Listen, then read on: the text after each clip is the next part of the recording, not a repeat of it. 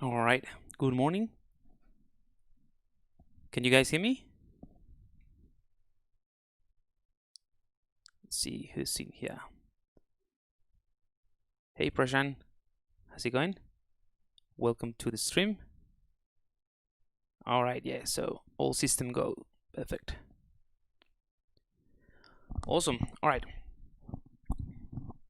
I'm just finishing up this setup here. I have my Epic pen. Good.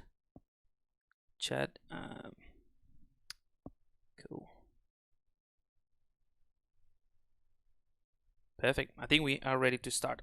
We're gonna get started straight away so that we can get things done and try to finalize this character that we've been working for far too long now. All right.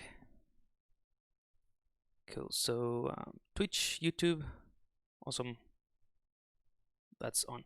All right. So if you've been following the progress that we've been doing with this character, it's been four streams. We started from scratch, just designing it from a very simple thumbnail. Just in case you haven't seen it, I'm gonna show you. So this is pure ref, what I'm using to just keep track of the progress, and generally speaking, that's what I use to take screenshots of the work in progress and see where I am at the moment when I open up the project again. So we started with something like this as a quick idea, and then it's just basically evolved into well, I did a quick render. This is just in Keyshot, throwing some materials, nothing fancy, just some colors to get an idea of the look and feel of that I'm going for. So kind of like metal and rusty parts for the lenses, and this kind of like neck device. Maybe this one is not going to be leather, but just to get an idea of the colors and the palette. But other than that, that's pretty much what I have here on the screen. There's one more thing. Actually, let me bring this again. So I haven't done this bit, the straps, so I'm going to start with that because that's going to be very easy, and it's just following some of the techniques that I have already shown you in previous streams. But the idea today is to concentrate on the face. So today we're going to do retopology, a quick retopo of the face. We're gonna maybe add some details. I'm not gonna go too crazy with it. If anything, the details, the high frequency details will be done after in texture or something like that. But get this one ready so that you guys know what would be my process in that case. Then if we have time, I reckon we'll have time. This wouldn't take too long. We're gonna add a few bits and pieces and details with insert meshes here. Perhaps something around here, around the neck, and in the goggles, just to make it a bit more interesting and hopefully break apart from that symmetrical look that it currently has. And also the dress, the clothes of the character. Just because this one is a slightly different approach than the face, so I just want to show you a bit of both. In terms of what the hands are and or what I would do with the hands and the feet, that is pretty much the same thing as the head. So once I show you the process of the head, it's just a matter of a repetitive action for the hands and the feet in this case. So I won't probably get to it. So yeah, let's go ahead and get started. I'm going to start with the head.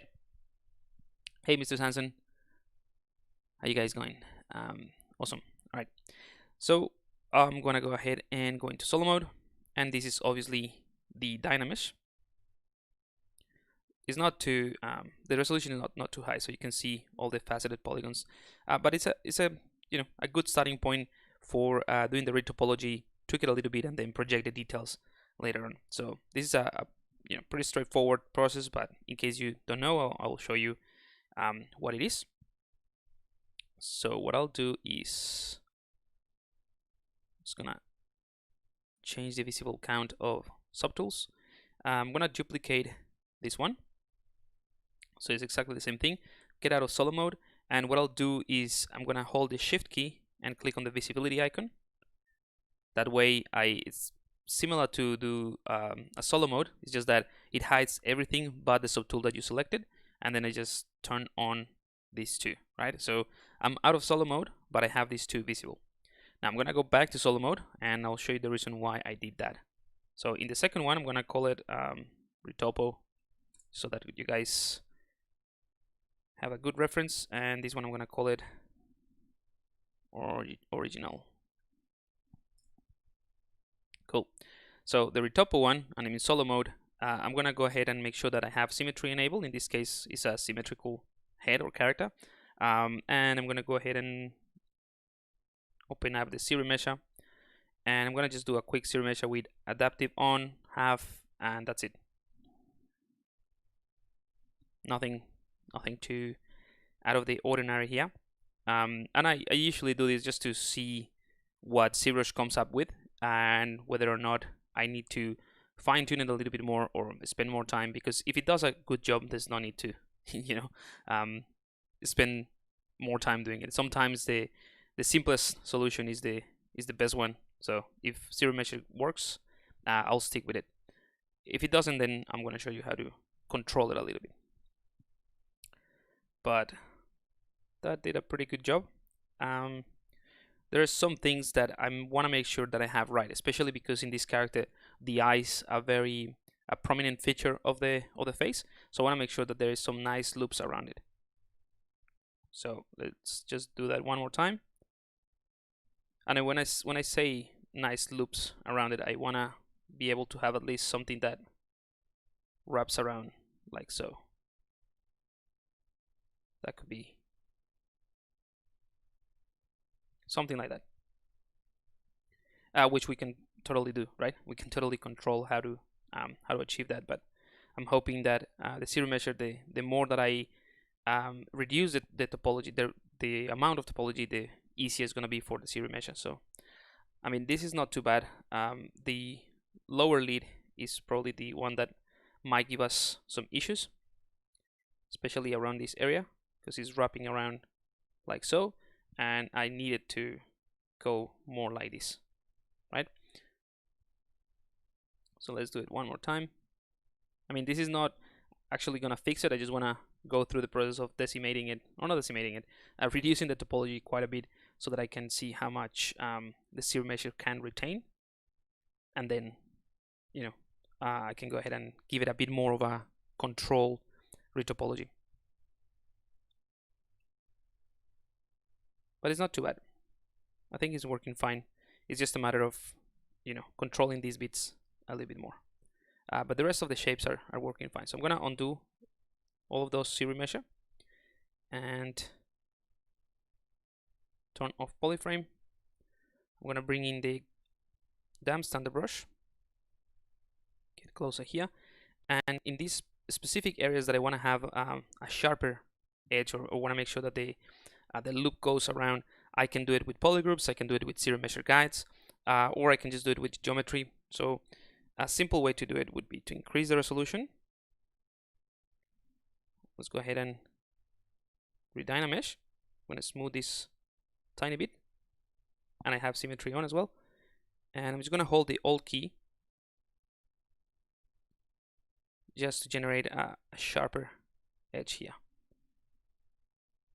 So that won't necessarily be part of the details. Smooth that out as well. But having a sharper edge here would definitely help the Series Measure understand that I want to keep this part, or I want to at least have a line that goes around there, and probably the same thing around here. So obviously this is not in the original one. This is adding details on that retopology mesh, but it's purely to be able to mark down these bits. So if I switch between the two, right, this is the original, this is the new topology, or the new mesh that I want to retopologize. So I just want to make those sharper. The rest of the details are pretty straightforward, and I think Series Measure did a pretty good job with those. Just want to make sure certain areas are smooth. Otherwise, like I said, if it if the series measure encounters maybe sharper lines, I guess, it would try to create a loop in there. I want to sharpen the top area of the lip as well.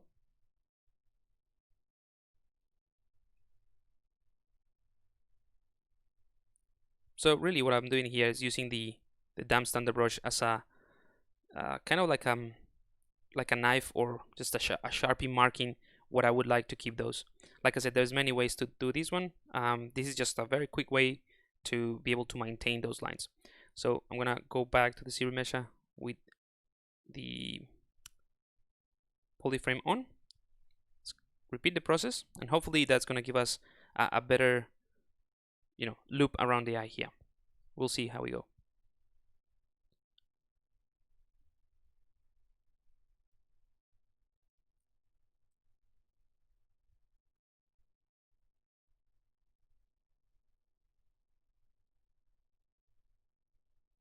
It's taking a little bit longer than the previous time, which might be a good sign, or it might not, but I think it will.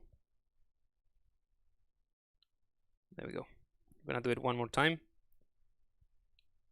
And I think it's still struggling to give me a clean loop around this area, just because this part is open, so it might try to, like the loop will try to connect with the back area, so I might have to resource back to the polygrouping technique. But the rest of the character is working fine.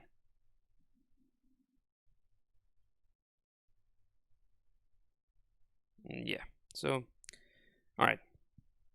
Now the other great thing, or the other kind of like tip or trick I wanted to show you, is that you don't have to do everything from the Dynamesh. In other words, Dynamesh and let's say a good topology or a series meshed mesh it doesn't mean that the Dynamesh is for sketching or for like work in progress, or just generally creating the volumes, and then once you move to the series measure, that's it, that's just cleaning everything up.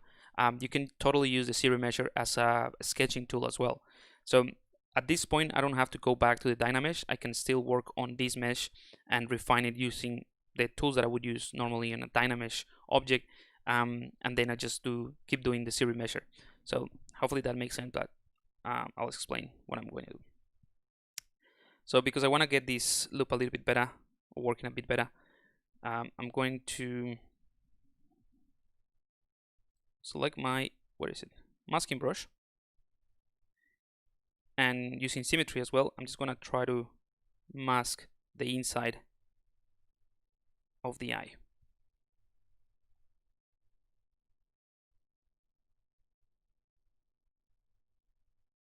Doesn't have to be perfect, as long as it's trying to capture that border that I want to keep.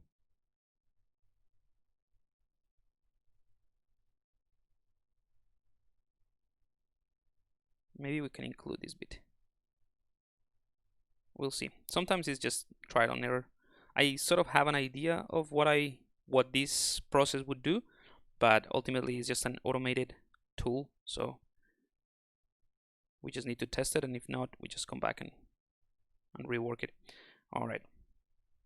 So let's go back to polyframe. I'm gonna change to this material so you guys can see it a bit better, and I'm gonna go ahead and group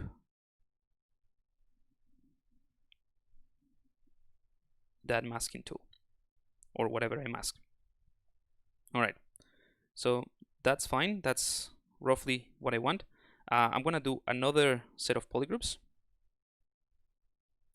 So for that, what I'll do is, let's go ahead and get out of this and mask it again. So I'm gonna hold Control.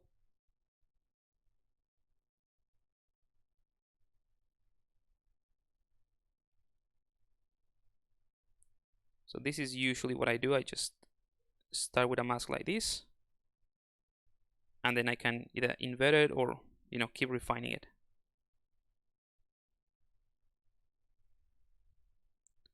So this would be another loop that I want to do, at least the borders of that mask.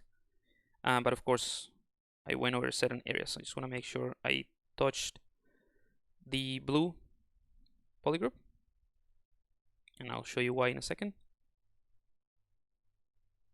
All right, invert the mask, and let's go ahead and with a smaller brush just refine that.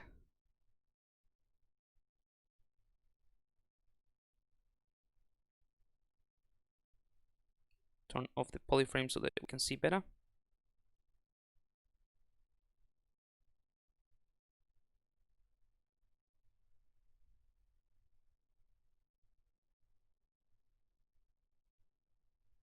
There we go. And oops. If you accidentally hold Control and click once on the mask area, what ZBrush is going to do is blur that mask a little bit. So make sure that you pay attention to that. All right, I'm gonna invert that. So now I have this second loop, but remember I grabbed a little bit of the, the inside. Oops, I keep doing it. The inside of that blue polygroup now.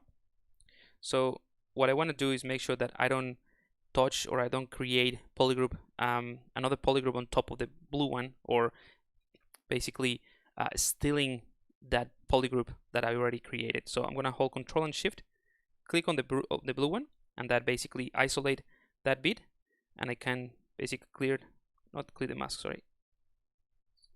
Mask everything and invert it so that there's no masking in the blue section. And now I can go ahead and do a polygroup. Now there's some stranded polygroups there. That is because of the resolution of what we currently have, so might be gonna undo that. Might be actually easier if we just carefully do it. If you have more resolution, you probably can do what I just did, but it didn't work the way that I expected, so let's just do it manually.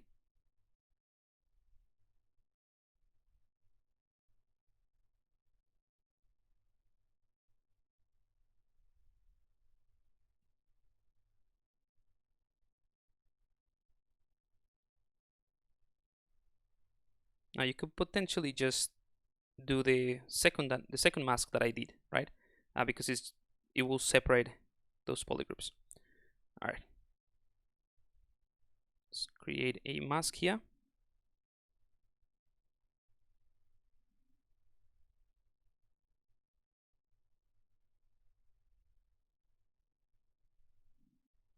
Polygroup.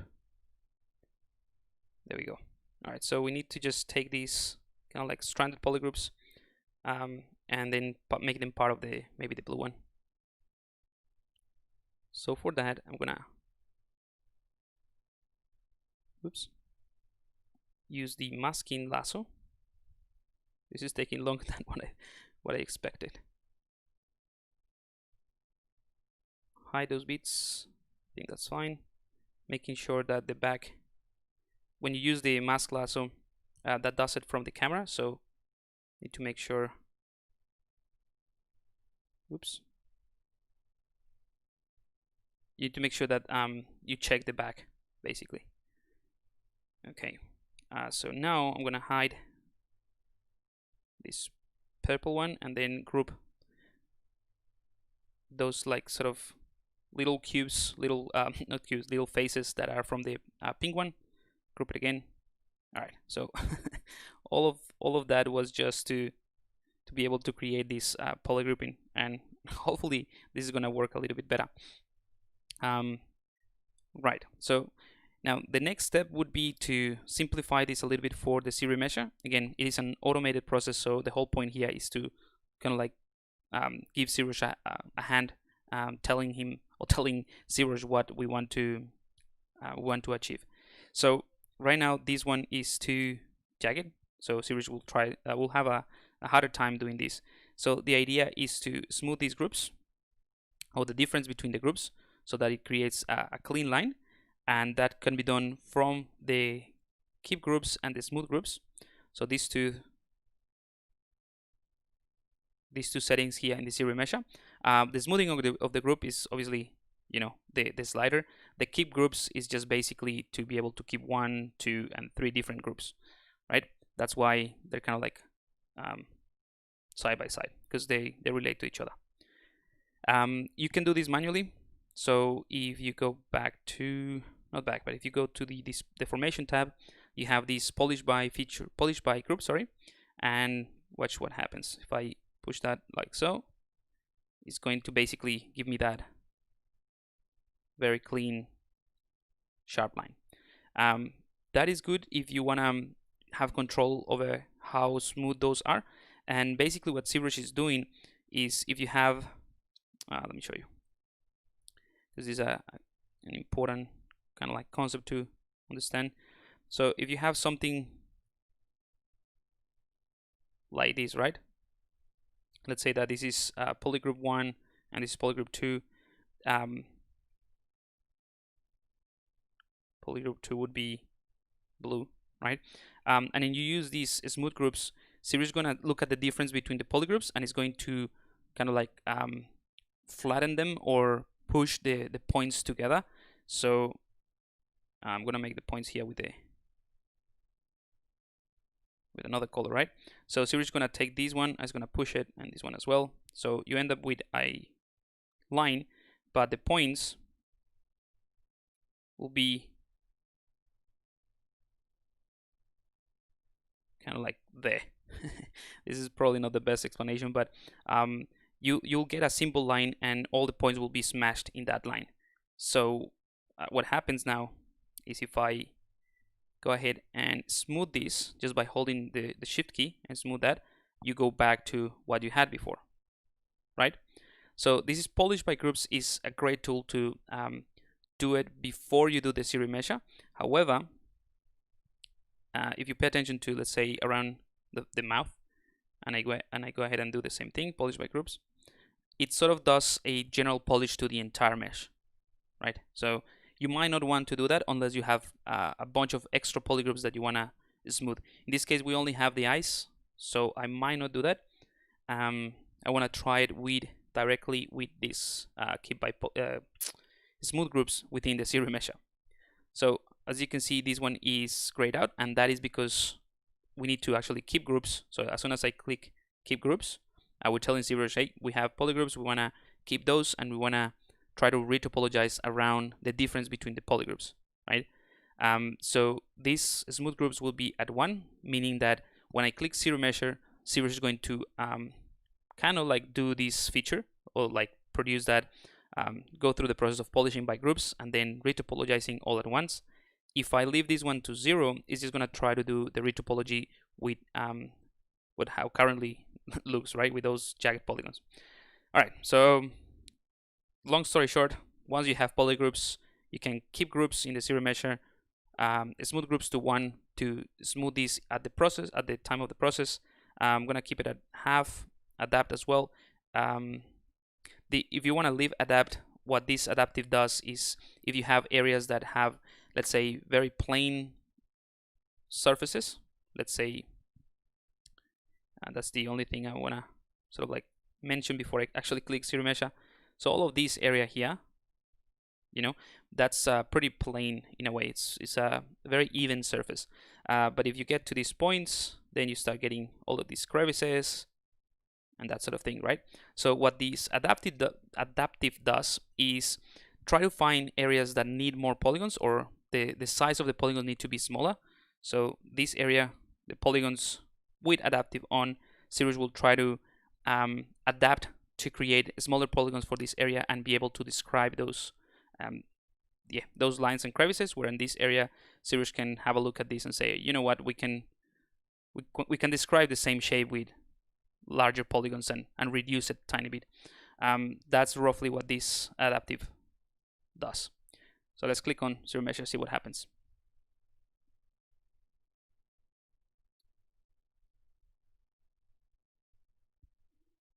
Let me check the chat.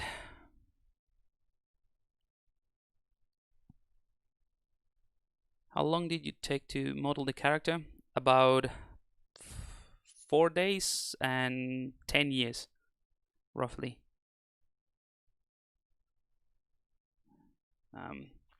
Hey Felipe, hello from Brazil. Any idea about the extra mile enrollment? Yeah, just bear with me. I'll get to it in a second. That's thanks for asking. I'll I'll mention in a second. Just want to complete this this process. So now we have a new retopology, and you'll see this is pretty much what I wanted, right?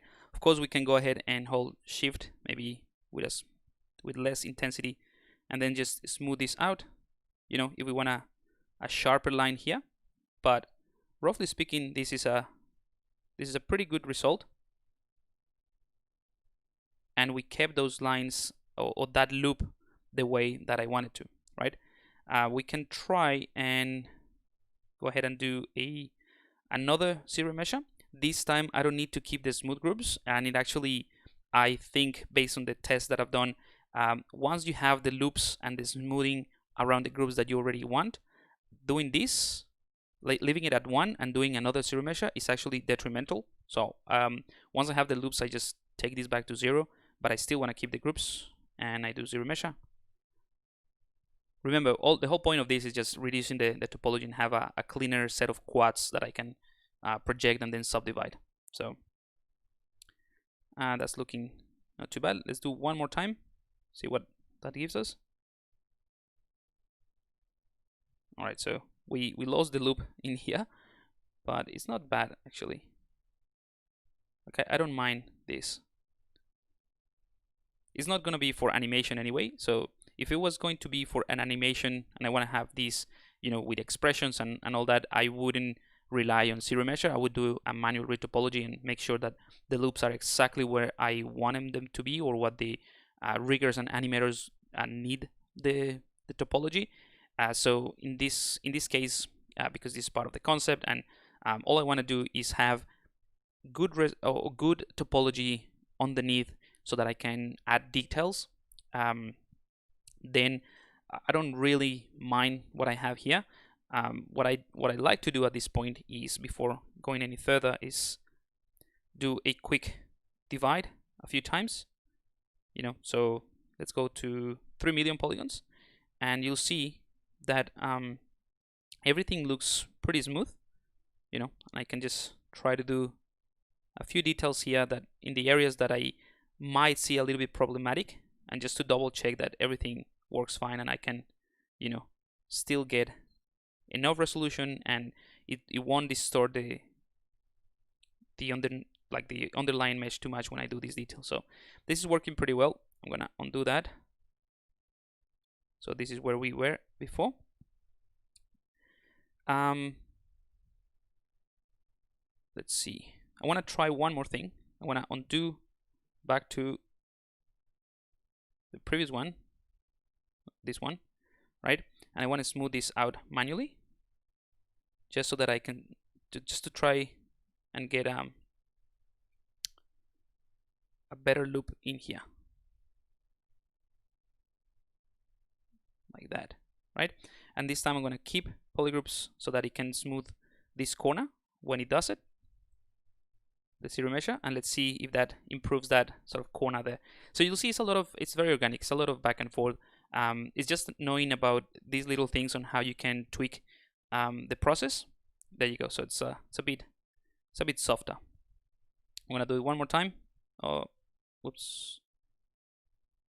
Oh, all right, that's better. So that's what I wanted. So it's a lot of like back and forth. But if you know these little things, as in, you know, what are the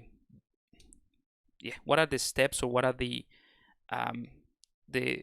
processes that you can do to help the zero measure get a more customized result.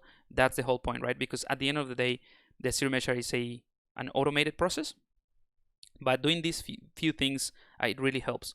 Now you can combine this with the zero measure, and this is kind of like what I teach in a bit more depth on the extra mile course, which I'll get to it in a second.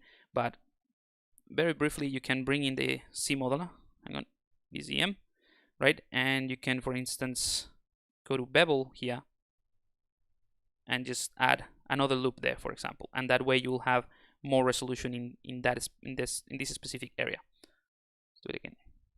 Oops. So you can combine the these tools, and you can also do manual retopology, and you can just get in and in certain areas add more or remove topology as well.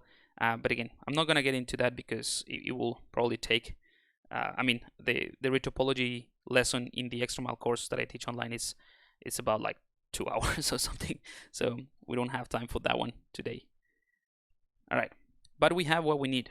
That's exactly what I wanted. I'm just gonna go ahead and make sure I polygroup this with a different color, the whole thing, now that I have that extra loop in there. And that's it.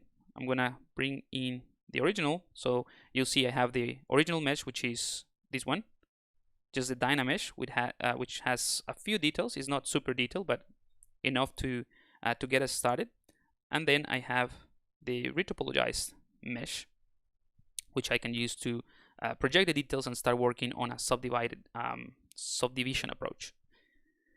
All right, cool. So let me just get to the chat and answer Felipe's question. So I'm happy to announce, if you look at, hang on, that side, that corner, the extra mile course enrollment is opening this week, actually. So I've been working on for the past 2-3 weeks to set up everything, and I have a super cool bonus this time for this enrollment, which is basically, since I've been having more times on my hand because of the current situation, I have more time now to offer the one-on-one portfolio reviews again.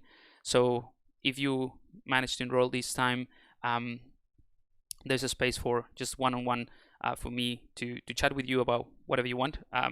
In the past, the students have used that time with me to review portfolio, set some goals. I've given some tips about like interviews for studios, that sort of thing. So it's completely up to you. So yeah, it's opening this week. If you are part of my email list, you will get an invitation in your email. Otherwise, as soon as I have everything ready to open it, I will make it available, or as in share on social media and that sort of thing. But you guys are the first to know for coming to the ZBrush Live stream. So yeah, it's pretty exciting. The students currently are doing some amazing stuff. It's super exciting, and I will share more of that later. And if you don't know about the extra mile course, you can, let me just give you the address so you know what I'm talking about. So the extra mile is a course that I have online, which is, I don't like to call it course now because it's more than a course. I have other courses, but this one is kind of like my baby. Is where I spend a lot of time. Just very quickly show you what I mean.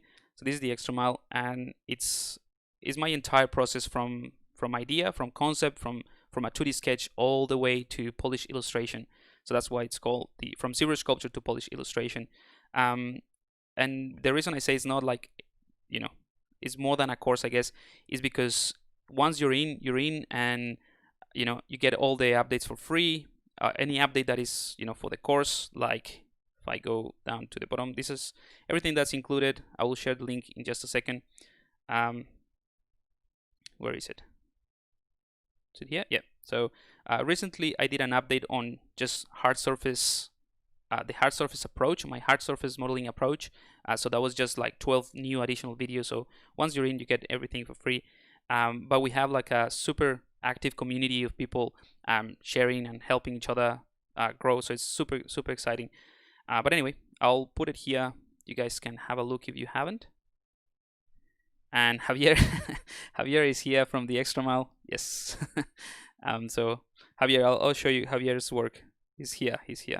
This is Javier's work. Although this is like the first one that he did. Like the new things that he's doing is just, even better.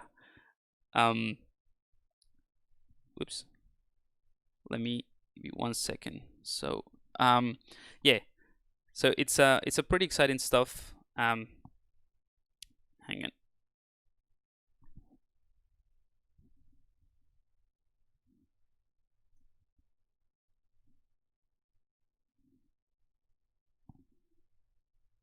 Not sure if I'm answering everyone's question. Cool. So yeah, I'm just gonna give Javier a shout out here, because look at the progress he's made. He's making some amazing stuff. So this was one of the first one that he did, his portfolio here. This one is one of my favorites that he's doing, or that he done in the course. So amazing stuff. So if you want, go ahead and check Javier, JFA Art or JF Art. Yeah, so he's one of my first students over at the Extra Mile, and he's doing some amazing work. Anyway, go back to the what we actually working on today. Just wanna let you know, guys, that the enrollment is opening this week. And if you have more questions, hopefully that will be answered in the emails that I'm gonna send about it. All right, going back to this one. Is there a way to just smooth the group's edges without the zero measure? Okay, so I think that is answered by John. Thanks, John. Yep, that's using the polish by polygroups or polish by groups in the deformation palette. Or manually using the smooth groups brush, which I think I have it by default loaded, but if you don't have it, yeah, you can just go to the, let me bring in the lightbox. Oops. Lightbox, go to the brush section of the lightbox, and if you go to the smooth brush, there is one called the smooth groups here. So if you double click on this one, it's just a smooth brush that will smooth the groups, or the difference between polygroups, really. That's it.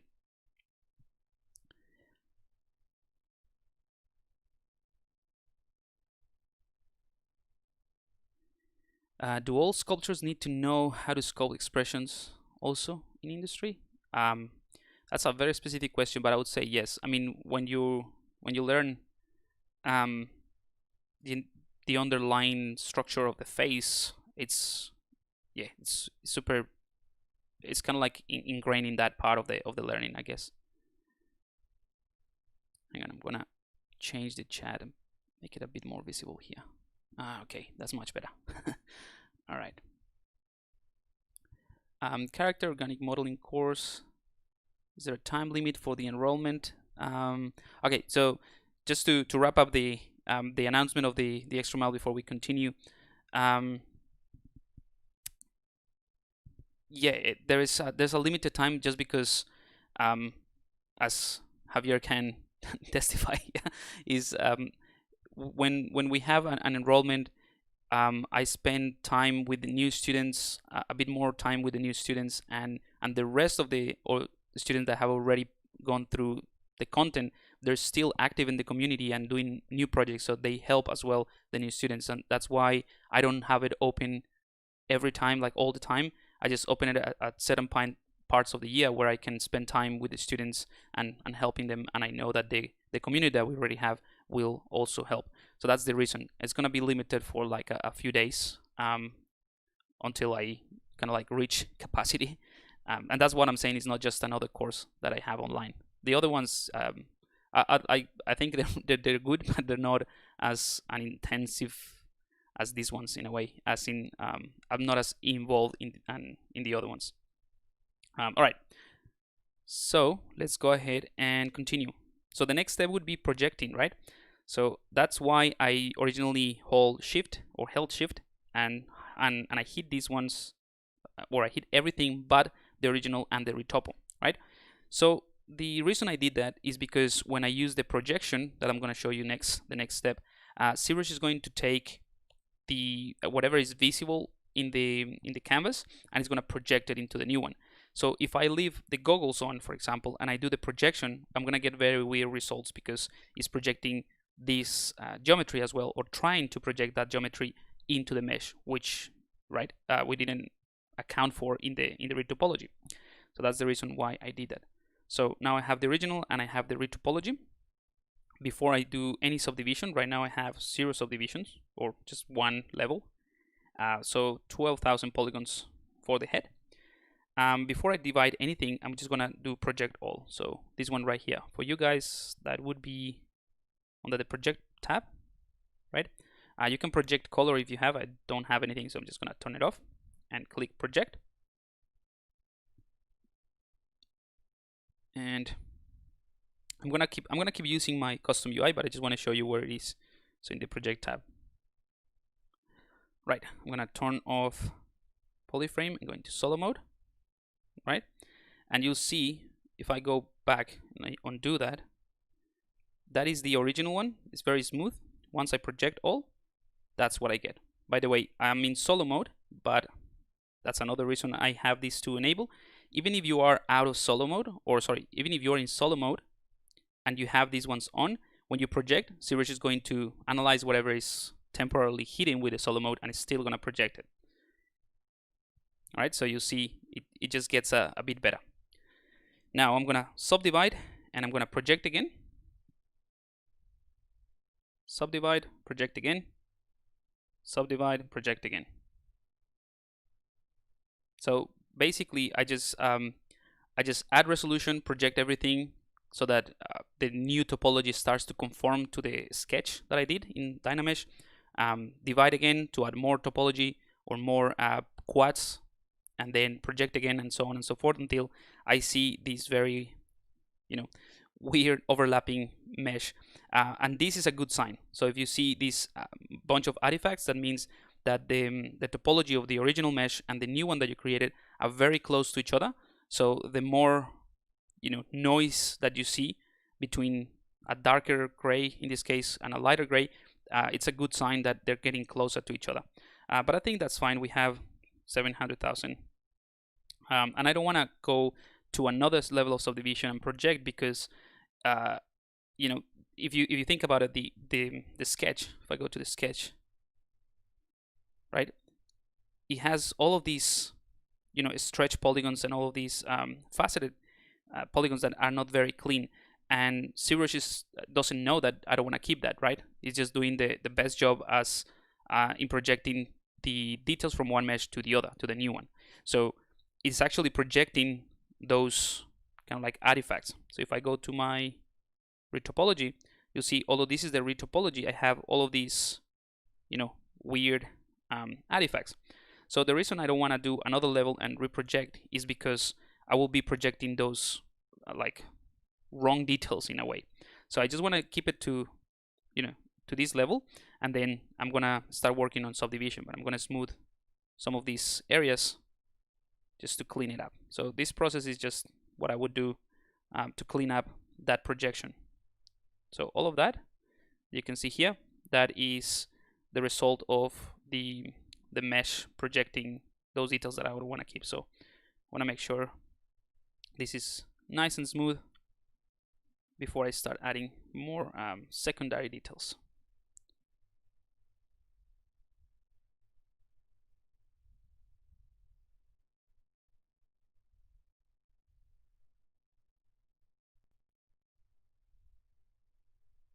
All right, I'm gonna do a quick save just in case.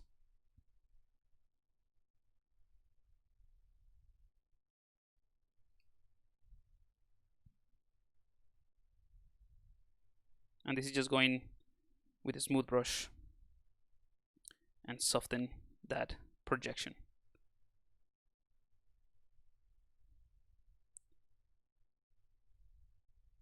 So you'll see it's just about setting the basis, and then we might have to rework some of the volumes, but again, that's part of the process.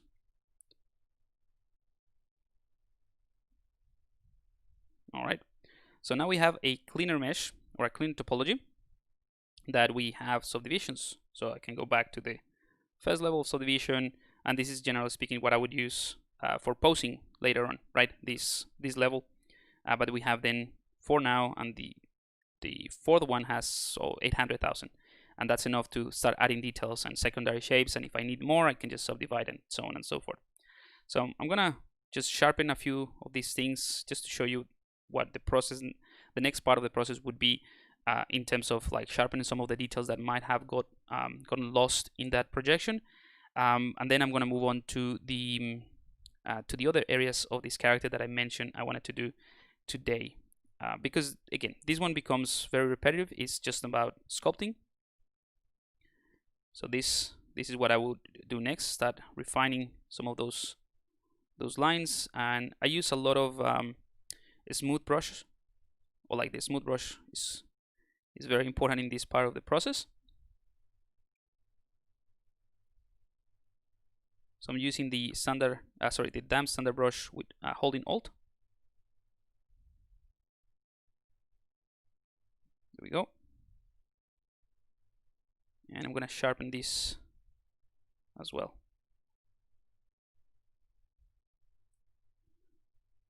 And this is the whole reason I did spend a bit of time making sure that the loops and the topology around the eyes here were a bit nicer, because I want to make sure that when I do these details, the lines are sort of following that topology. Otherwise, it will look like it's broken, especially if I decided to render at a low res without any displacement or anything. You will see the topology quite clearly in that area.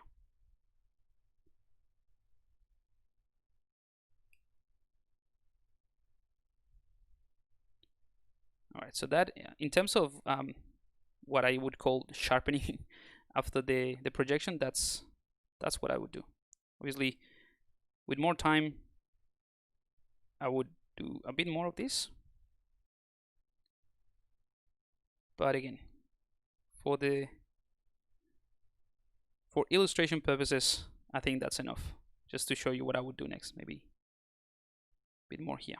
And you'll see in these areas, I'm starting to, get a few of these polygons a bit more visible, and that is because there's not a lot of resolution, or at least there's not as much resolution in this area as there is in around the eyes. I'm gonna turn on. Oops, that's the lens. Where are the eyes? The eyes, so I can see a bit better what's happening, and I can just adjust maybe with a lower resolution.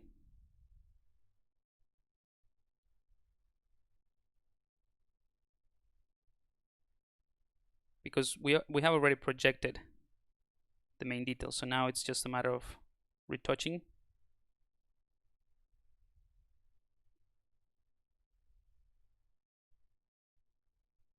There we go.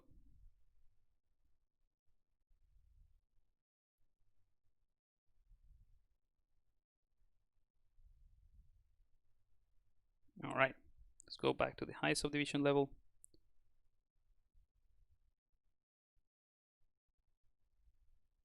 Oops, smooth that out. All right, now the other part I would do at this point is, I mean, there's a lot of sharpening that needs to be done in this one, but I will also use the clay brush, for example, the clay builder brush, to start refining those volumes of the secondary shapes. So think about like what the fat deposits might be, some well-developed muscles, or general big wrinkles, that sort of thing. So that's what I would do at this stage. And again, I don't want to spend too much time on this part so that I can show you the other techniques that I would use to finalize this character. I don't want this to be dragged to the next stream, so that we can something different. But yeah, generally speaking, that's what I would do. Just spend the time. This is very repetitive, and it becomes kind of like my therapy. Just put some music, and I phase out, and I just do this. Just adding volumes and using the smooth brush to refine, making sure everything is clean. But bit by bit, it starts to become a more refined mesh.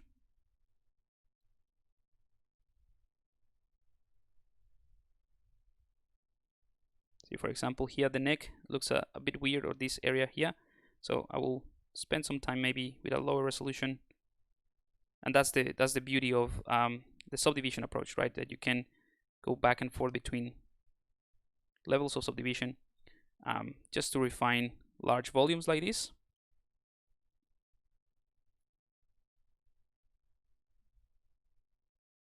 And then you go back and smooth things out. I'm going to increase the intensity of my smooth brush so that I can smooth a bit faster. Again, the idea is to keep everything smooth, or not everything smooth, but every time that I add volume, I want to make sure that I integrate that nicely with the rest.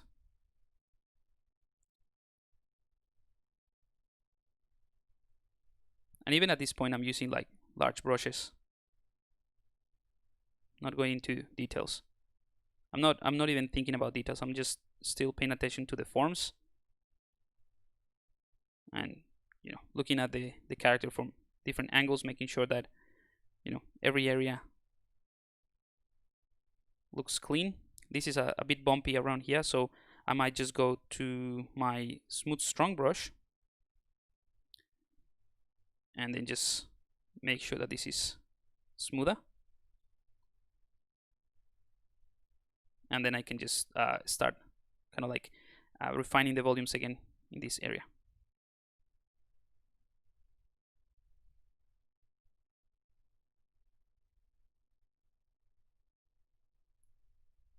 So in terms of steps, this is all there is a bit of sculpting, then a bit of smoothing that sculpting detail that you did. Here in this one, I would use something like the clay builder brush, just because it adds volume faster and it has a lot of control about how much you're adding. So I'm just pushing with Alt and then adding some volume here. And this character is not going to have the mouth open, so that's why I didn't consider creating a mouth bag in the retopology. But if you want to have a more expressive character and you want to have teeth and all that, maybe consider adding that in the retopology.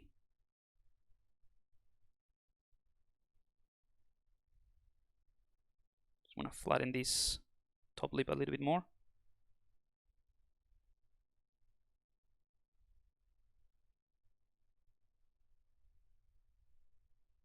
And maybe add some more meat here at the bottom. So there's not a lot of tips really I can give you in this part. I keep everything very simple in terms of the tools that I use. I'm gonna switch back to this normal smooth brush. So all the brushes that I'm using right now are the standard brushes. I haven't tweaked any of these. This is exactly what comes with ZBrush, and they're perfect for this stage. I do have a lot of custom brushes, and I get questions all the time about my custom brushes, but you shouldn't rely on custom brushes. Custom brushes are just a way to speed up workflows, really. So I have tons of those, but those are for specific purposes and mostly for the detailing stage. So at this point, unless I'm doing like wrinkles, which I do have a few for this part of the process, I wouldn't even bother going or resourcing to a custom brush. The standard brushes are pretty powerful for this, which is just refining. So you'll see another thing is just I go around different areas of the mesh. I don't concentrate on one area too much. I want to sort of like work on everything at the same time and bring it to this sort of the same level at the same time.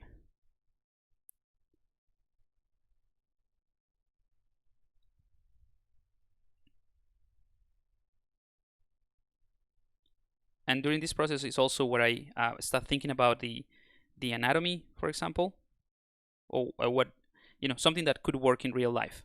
So where are the muscles and what muscles are sort of pulling certain areas?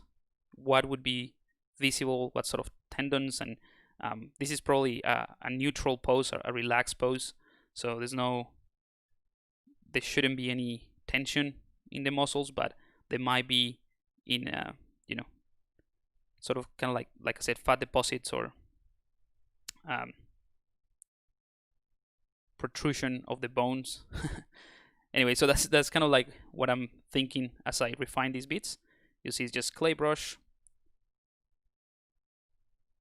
just to add volume very quickly, and very controlled way to add it as well.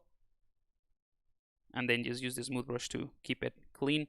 And if I need a sharper line here, I will just go back with the damp standard brush and and do it after, but this is the process in a nutshell. There's a lot of back and forth between the sculpting brushes to add volume or to get rid of volume and refine the volume, and the smooth brush to maintain everything kind of clean. And I also use the Alt key quite a bit as well, just to push things in. So for example, here I would just hold Alt, push this in a bit, smooth that, and there we go.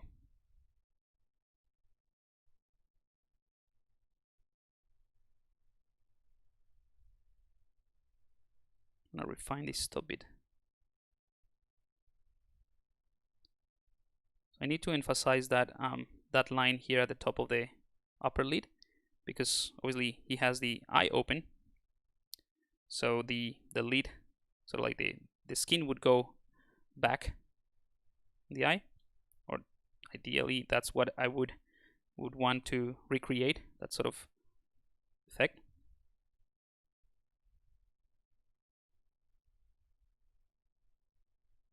All right, but I think I'm gonna, hopefully you get the idea. I'm gonna leave it here, as in that's what I would do on a larger scale, or not on a larger scale, but spending a little bit more time doing this.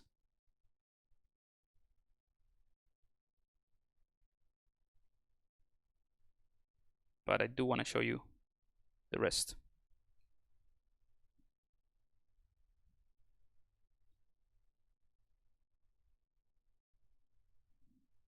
All right, cool. So quick save, see if you guys have any questions about this.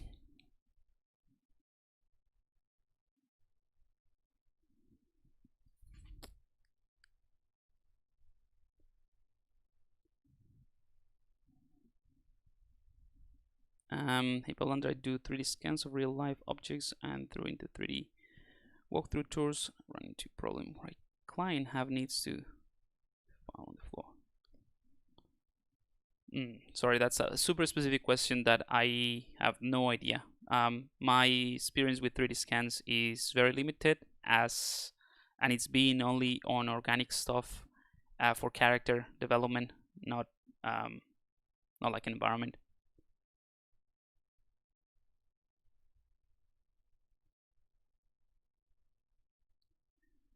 Maya and Substance Painter has info about remaining time on the license on top of what can I see? I think, yeah, you can check that in your ZBrush licenses. Just go to the Pixology website and you'll get the info there. Will Sibo Tokibi post Comics Legend? Yes, probably, but you know, definitely not in this stream. I still have a few things to do, so to complete it. So I'll do that afterwards. As in, not in this stream, and the idea is just to finalize it today, or finish with the techniques that I want to show you, and then the rest, you know, is more of the same. Like what I'm been showing you with the head, is the same thing that I just show you. A lot of sculpting brushes and damp standard and smooth brush and that sort of thing, but spending more time on it. So I would do the same thing with the other pieces that I'm going to show you, and then the posing will come later, but it won't probably won't be covered in the stream, because I want to start something new. Juan, hi, I'm very happy with the extra mile course, and can you tell me how much does it cost? All that info would come in the email very soon. So if you're part of the email list, like I said, all that information would come in there, because I have some extra things that you're probably gonna like. So the price would be the same as the previous enrollment, so I haven't changed the price. It's gonna be the same. The payment methods would be the same, but all of that will be covered in that email. And once I you know, release the new website or the new page where you can sign, everything is gonna be there as well. All right, so if I go to solo mode, no, I was in solo mode, was I? No, get out of solo mode. I'm gonna go ahead and turn on everything that I need, and that's probably a good moment to actually clean this up. So I'm gonna take the original mesh and just put it into my OR folder. If you're new to the streams, I always, or most of the time, I do an OR folder which I keep all the originals, just in case. So this one is full of things that I started with. Other than that, I can just go back to the selected subtool, which is the head. Was it? Oh, I think I put both. Original retopo. Here we go. Let's put this one out. And now I'm going to hold Shift, click on the visibility icon, and bring everything up. Okay. Yeah, so I'm using all of these tools. All right. So the arms, I'm going to do this next. The arms are going to be pretty easy because they're separate from the body, and I want to keep them that way. You won't be able to see that sort of like connection, I guess. You might, but you know, I want to keep it separate in this case. And then I'm going to move on to this piece, which, because it is not symmetrical, it is probably more complicated. So I'm going to show you a technique or how I'm thinking I could solve this in a retopology using with retopology using ZBrush. But these ones are pretty straightforward. So let's go ahead and do these ones first. This one have a little bit of a few wrinkles. It's not crazy, but let's see. I'm just gonna go ahead and dynamish this with more resolution, and I'm also going to polish that so that is smooth, and that's about it. And also I think I'm gonna just follow the same process. I'm just gonna duplicate it one more time, toggle everything off except this. One is the original, one is the retopology one. So for the retopology,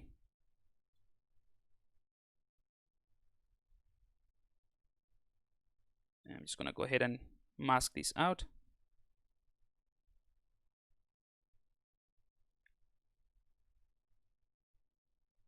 And I want to try to create a single-sided mesh and then add thickness afterwards. So it's all about masking really at this point.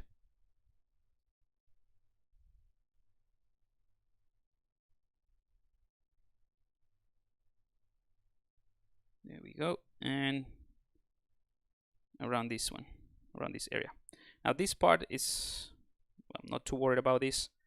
Actually, we can just use the mask lasso and just mask all of this. Perfect. All right, so we have those two pieces together, pretty much what we did with the around the eye for the face. And I'm gonna give it a different polygroup. There we go. And actually, let's go ahead and smooth this manually, polish by groups. So now we have a clean line. Let's do it again. And because I want to use a single-sided polygroup, or a single-sided polygon, I'm going to get rid of this polygroup, the yellow one. Right, so this is going to be empty. So let's go ahead and click on delete hidden, which for you guys would be under the geometry subpalette. Go to the modify topology, and it's this one here, delete hidden. That's what I have in my custom UI here. All right, so now that we have this one ready, let's go to ZBrush. In this case, this is where I wouldn't use adapt, because for the most part everything is consistent. There's no need to adapt to anything. Everything should be the same. So I'm just gonna make it half. We don't have polygroups because we deleted those. We smoothed the groups, so we don't need to do that either. This is a pretty smooth line. So yeah, let's just click ZBrush as it is. Should be pretty easy. Sometimes like tubular shapes are a struggle for ZBrush, and if you have like, even if you have just a simple plane and it has a hole in it, or like an area that is just hollow, it is actually a much more complex geometry than an entire face for ZBrush, roughly. Just because the way that the loops should, the way that ZBrush needs to figure out the loops. All right, so that's looking all right. Let's go ahead and keep doing the ZBrushing.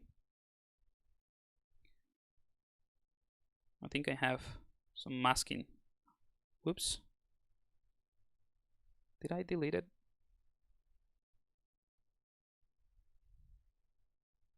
No, it's fine. Cool. Let's do it again. I just thought that I didn't delete it, but it's doing it properly. One more.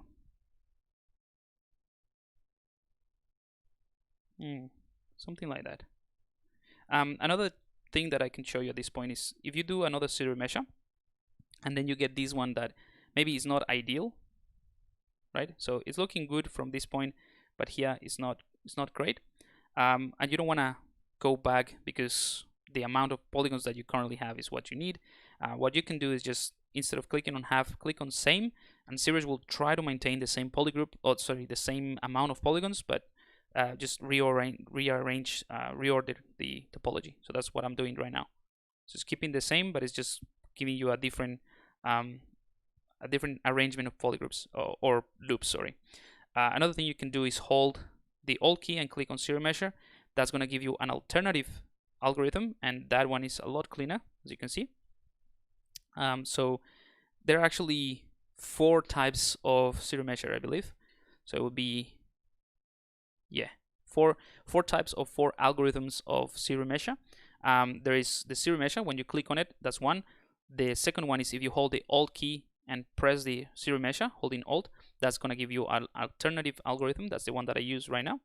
The third one will be if you click on legacy, it will use the zero measure 2.0, the previous version of the zero measure. And if you leave this legacy on and click on zero measure by holding Alt, and that's the 4th one that you get. So you have different options to try what works and what doesn't. As a quick reference, the new algorithm should be the best for most cases, although it favors, I think, and based on my experience, it favors hard surface stuff a little bit more. So for organic things, I sometimes use the legacy, and that's why the Pixology guys left it in there, because it is still a pretty solid algorithm for that sort of organic shapes. So yeah, it's just a matter of testing, really. And based on my testing, I figure that the zero measure, the new one, the 3.0 algorithm, would be more suitable for hard surface. It keeps edges a lot better and that sort of thing, whereas the legacy is something that I would use in organic stuff if the new zero measure doesn't give me the result that I want. All right, so that's that. Let's go ahead and get out of solo mode, and I'm gonna go ahead and project the details. Divide, project, divide, project, divide, project.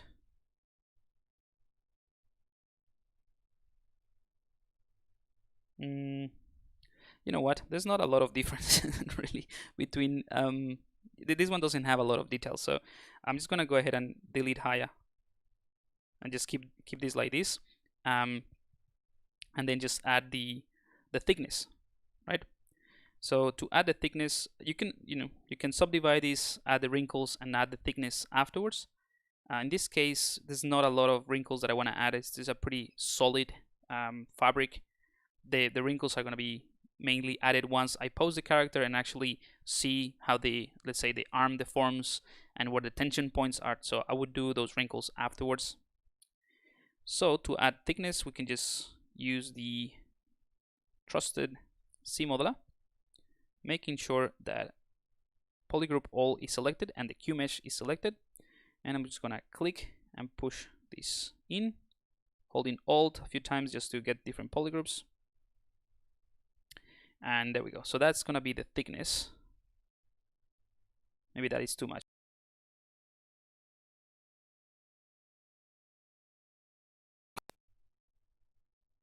Let's do it again.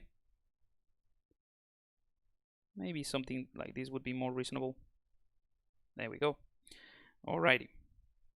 So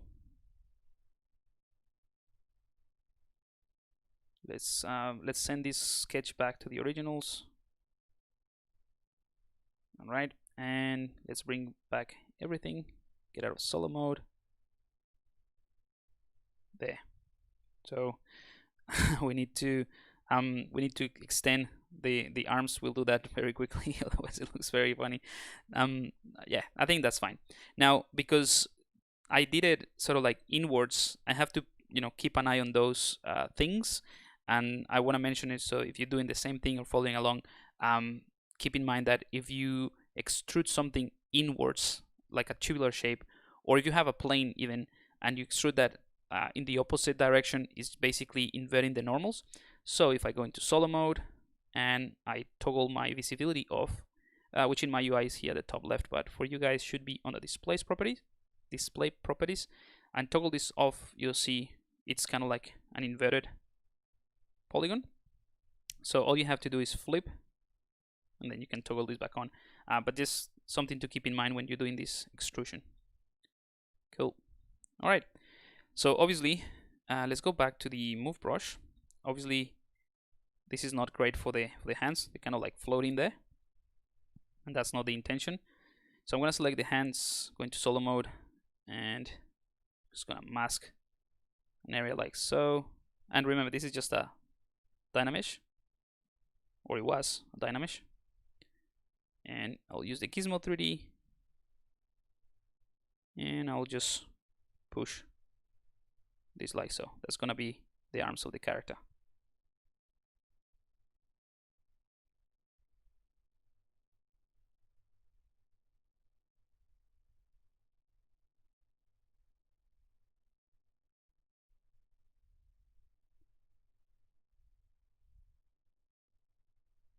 That's it. That's really all I need. Then I can use maybe the inflate. I'm gonna clear the mask. I have transparency on so that I can roughly see what I'm putting this. Enable Dynamesh. Whoops. About that. And using inflate.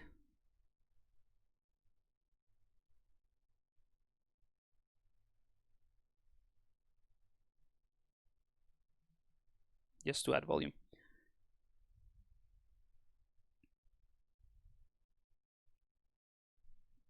Smooth that out, and then use the move brush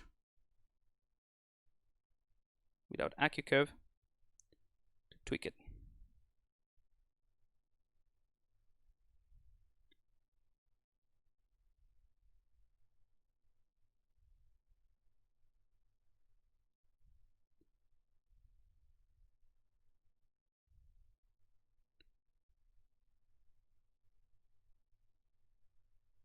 All right, now I'm gonna spend too much time on this one for a few reasons. You won't be able to see much, and this is again part of the same process, just of adding details and work out the anatomy of this guy, which in this case will be pretty similar, just a stylized or exaggerated version of a human arm anyway.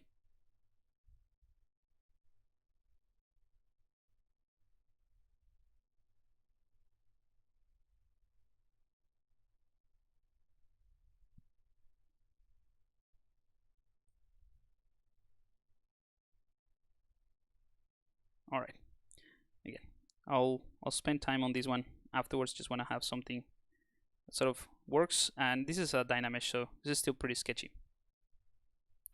but it's enough for this, to be able to see that the arms can actually hold this piece. All right, so if I enable dynamic subdivision, I could see a smoother version of this, which is great. I think we might want to push, whoops, with the move brush, push this one back a bit.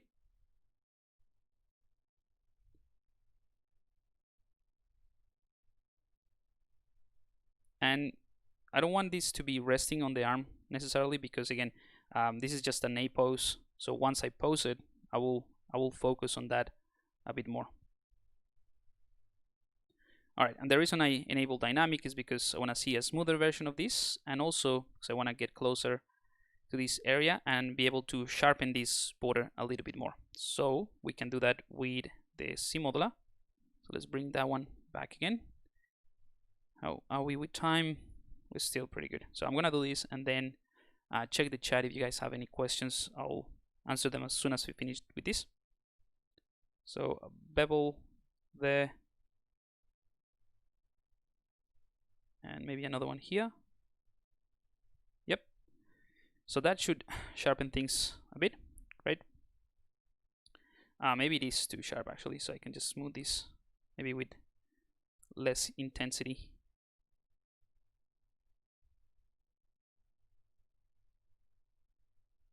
And just keep in mind that when you're smoothing something that has dynamic on, you're actually smoothing the low res, right?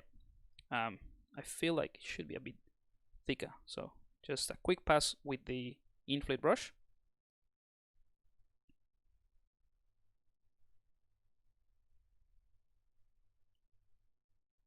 All right, dynamic. There we go. Okay, so that's done. I'm gonna turn on polyframe, and I'm just going to give these the blue color.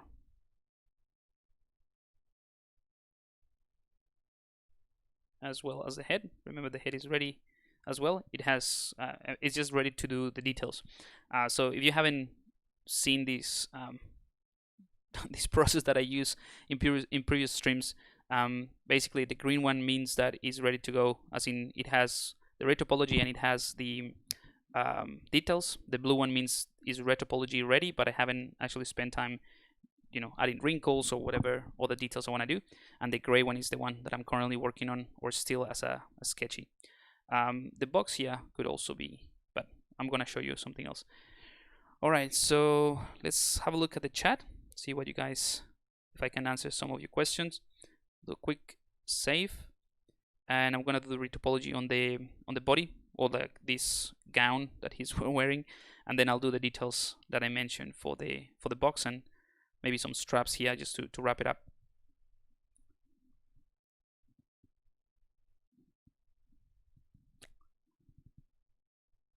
Hey Barky, Barkai. I always forget how to pronounce your name. Berkai cut. Another extra miler here. Hello from Singapore. Hey, how you doing? Did you hand sculpt the wrinkles of the shoulder pads? They look amazing. Thank you. Yes, I use a custom brush that helps you create these very quickly. I think that is maybe 2 streams ago, so the 3rd stream probably. That's where I show how to do that. So you can go back and check. When you extrude inside the Q mesh, do you have to flip? Okay, I think I answered that. When you polypaint, do you recommend to create UVs before or after you paint? It doesn't really matter. The polypaint is just painting the vertex color, or the actual, you know, the actual vertex of the points between the quads. So it doesn't really matter, because once you paint that, you can do a UV afterwards, and then use that polypaint that you did in the vertex color and extract that as a texture. Now, if you use a Dynamesh, then doing a UVs on a Dynamesh is probably not great. So if you have the polypaint on a Dynamesh object, what I would do is project those details afterwards in a mesh that has UVs, or it doesn't have to have UVs, but project it afterwards in a cleaner topology, if that makes sense. And that's why the project tool here has an option for color, so you can project Dynamesh polypaint into something that is already clean. So this there's no reason. It's your own choice, really, whether or not it's it's up to you. Your workflow really doesn't really matter.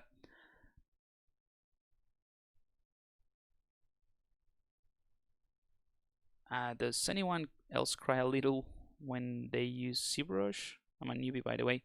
Don't know what that means. Sorry. Anyone knows why protect and attract have 0 influence on a UV master on with outcome, on wrap outcome? It shouldn't, like it should do. It should like the project and attract should be. It's a part of the UV master. These ones are a little bit of a, you know, questions outside of what I'm showing, so might as well just cover them. So if you enable control painting and you protect and attract, the unwrap should actually work. You just need to paint them, right? So you just need to make sure that the density that you want is there. So for example, with the let me just show you very quickly. Let's do it with what would I need to do? Let's do it with this one.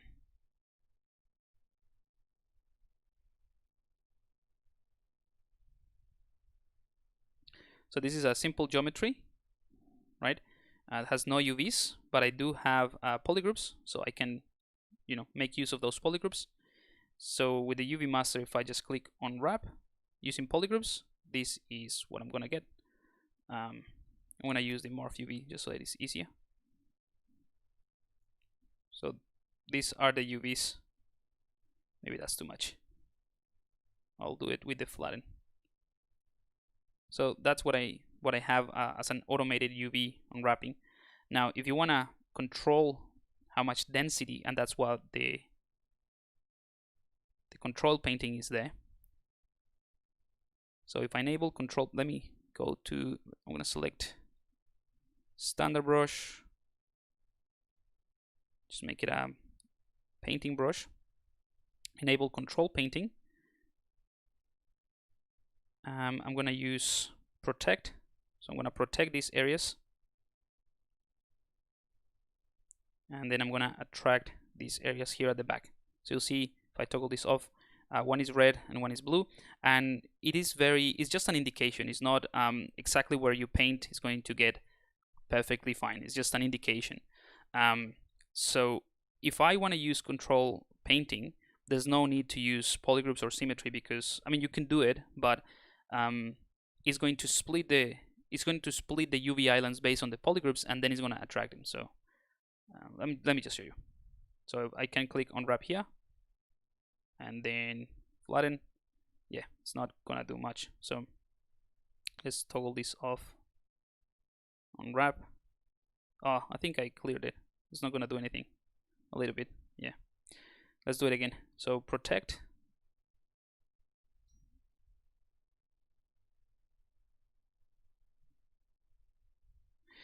I think this one is not the best. This is not the best example.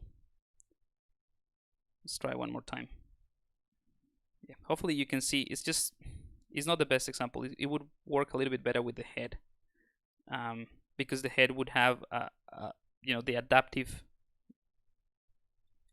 shapes. So let's do this quickly. Yeah, we have a tiny bit of time, so work on clone. Look, I'm gonna give it a single polygroup so that it doesn't confuse things. So I can do a quick unwrap without anything.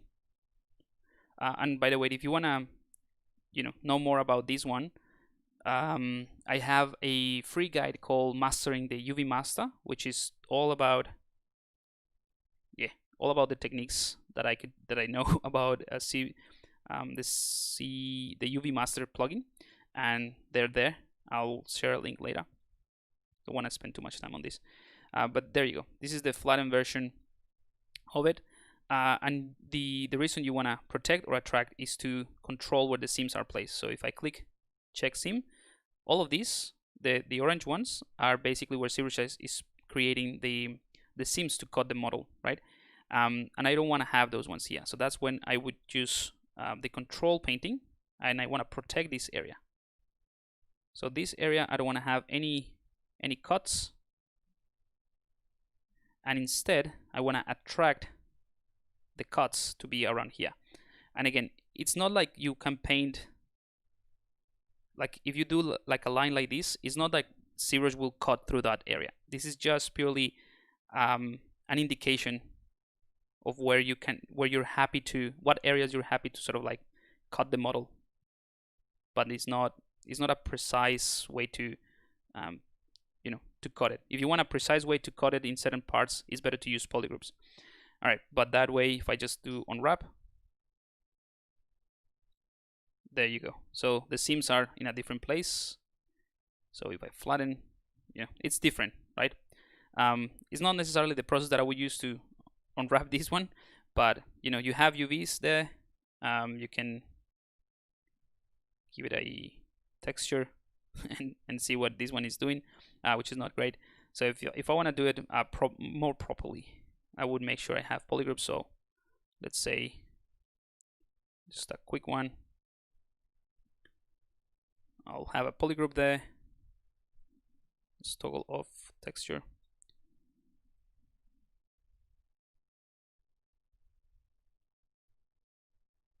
Another polygroup there, for example. So I have 3 different polygroups. So in this case, I could still use the control painting if I have like a complex shape, but just by cutting this into these pieces, I'm simplifying the process a lot more. So I don't need to have any of that. I can use symmetry and I can use polygroups. So the polygroups is kind of like the opposite of control painting. So we already have those polygroups and ZBrush can use those. But I don't know what happened there.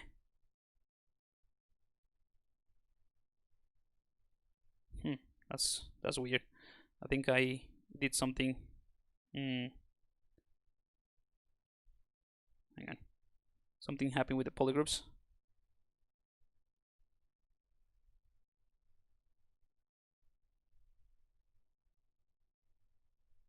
Okay, again. All right, now it worked. I don't know what happened before. So now I can flatten, and you'll see I have the cuts are done around the polygroups. So if you spend time creating the right polygroups, you will be able to have a lot more control. So yeah, not sure if that answers the question. Hopefully it does. Cool. Alrighty.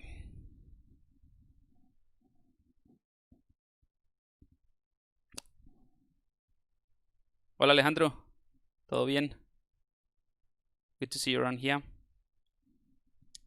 Cool. Alrighty, so let's do this part, which is kind of like the complex one, I guess, in terms of how I would go about it, because it is a asymmetrical shape. We still use the series measure, but I think I'm just going to use symmetry for now, and I'm going to mask an area. So let's see if this one works. There's many different ways to approach this. We can do manual retopology. We can use the topology brush, for example. For now, I'm just going to try this way. So I'm going to mask something like this.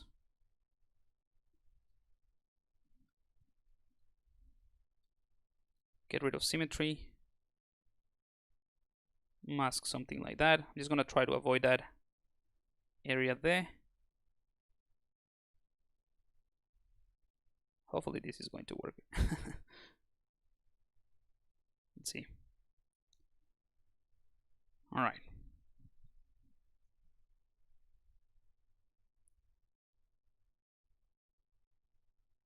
Basically, what I'm trying to do, just the thinking process behind what I'm trying to do is mask an area and just leave a gap in there that I can just use to push things and sort of like make that wrap a little bit easier.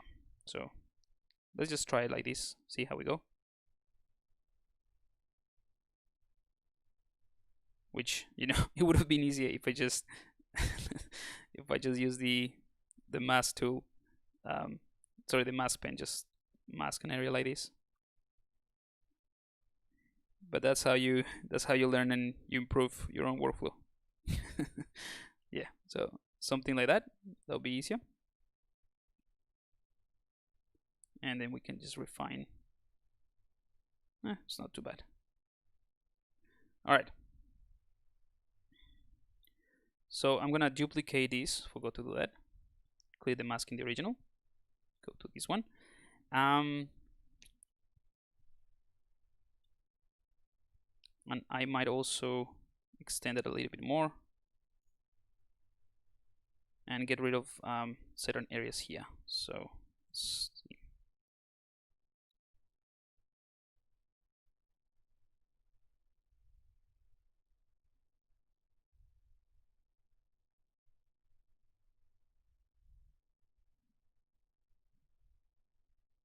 This might not be the easiest way, but I'm gonna show it anyway.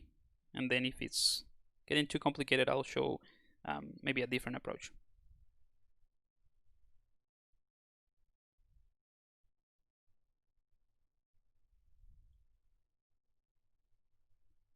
And I'm basically masking what I'm gonna get rid of for the series measure.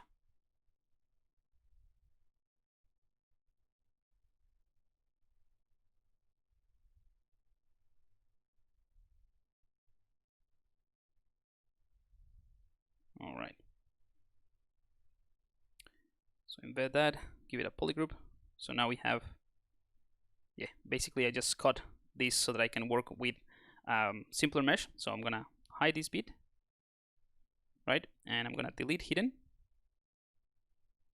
So now I have this simple mesh, which I'm gonna smooth groups so that we have a cleaner set of lines. There's some stranded polygons here which I need to get rid of first. Delete hidden. I think that's fine. Now let's go to the Z remesher, and of course this time we need to have the symmetry off because it's not symmetrical. I'm gonna leave the adapt on just to see what it gives me, and have on and Z remesher. That's it. So the trick here really is in keeping, doing the Z remesher without symmetry, and creating that gap before we do the Z remesher. So that should give us a cleaner topology. We can probably do it a couple times, a bit more, and then we can, like I said, Z remesher is not the end of the road for the mesh, right? We can use this as a starting point, and then we can keep tweaking the mesh and do another Z remesher once we, move this thing together. Okay, so that's kind of like a good point, or a good starting point. We don't have to do any projection really for this one, but I'll show you anyway. So what I'll do now is maybe mask this original area, or this part. I'm gonna do it from this angle. So masking like so. Just gonna mask that, right? So now I have this masked area, and I can use the move tool with AccuCurve, and I can just push this in.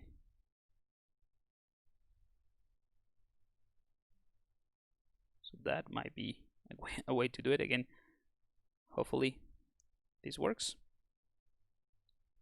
Distorting the geometry a bit.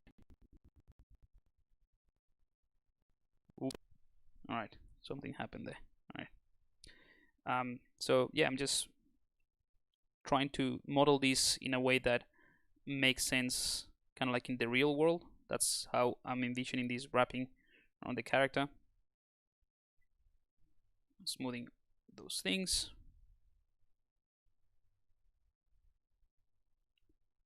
And the reason I do the Z remesher first in this case and get like a low geometry, low resolution mesh is so that this type of adjustments are very easy to do, to manipulate, right? Just do large proportional changes. And I'm not going I'm not getting really close, because remember, this doesn't have thickness yet. Once we add the thickness, we might have to come back and tweak that a little bit. But as I said, as a starting point, this works quite well.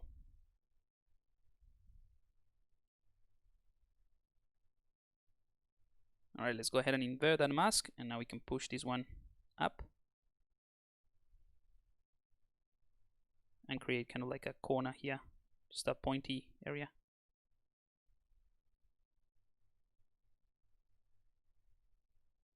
So now, if I toggle this off, solo mode, I'm gonna send the original mesh back to the, or not back, but into the original folder.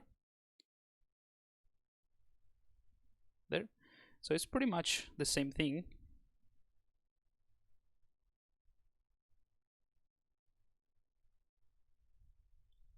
Right? Now the thing is, because I move these kind of like inwards, I stretch those polygons. So that's what I'm saying, that Z remesher is not the end of the road. We can go back and I think I'm happy with the amount of polygons. So I'm just gonna keep it the same, toggle adaptive off, see what that gives me. So now Z remesher basically went over the same thing and figure out a better way to distribute it. I'm gonna hold the Alt key and do Z remesher again. Maybe that gives me, this one is a pretty simple shape anyway. Let's see if I reduce to half, what happens. I think I'm happy with this. Also, if you, let's say if you don't have polygroups and you're struggling to mask this out, which I like shoot myself in the foot really, because now I don't have a way to isolate it easily, what you can do is use the Move Topological brush. So the Move Topological brush will respect the geometry loops or the continuity of the polygons. So that's why, yeah, that's how you can do this a bit easier. And it also works with AccuCurve, so you can do this type of stuff. All right, gonna push this one down here at the back. So that's a better topology, and you know, it has a symmetry. And let's go ahead and do the thickness of it, or add thickness. The process would be exactly the same thing. I'm gonna bring in my C modular. Oh, come on. All right. Right click, QMesh, polygroup all, click and drag roughly the same thickness. I think it's something about there. Just compare it very quickly with the arms and dynamic. It's roughly the same thing. Cool. I remember I did it inwards, so I have to flip normals. There we go. And also, I'm just gonna add maybe a couple of polygroups, or actually just bevel this.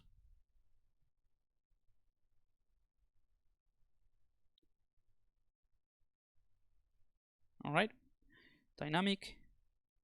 Maybe it is too harsh again, so I'm gonna use the smooth brush.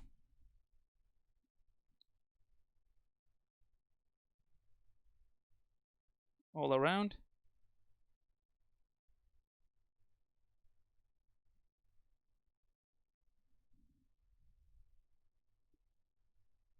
All right, and then maybe the inflate brush very quickly, just to tighten these spaces.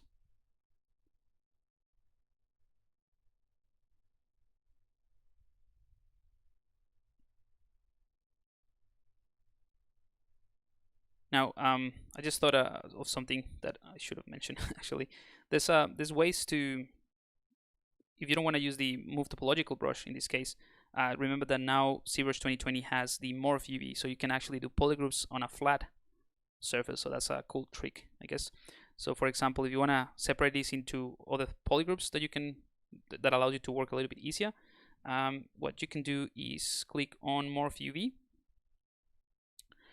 which I think I changed it, I moved it somewhere else. This is a revised. Hang on. Why don't I? Oh, okay, I don't have UVs, of course.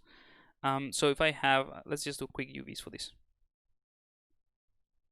Right, so here if I click Morph UVs, this is what I get.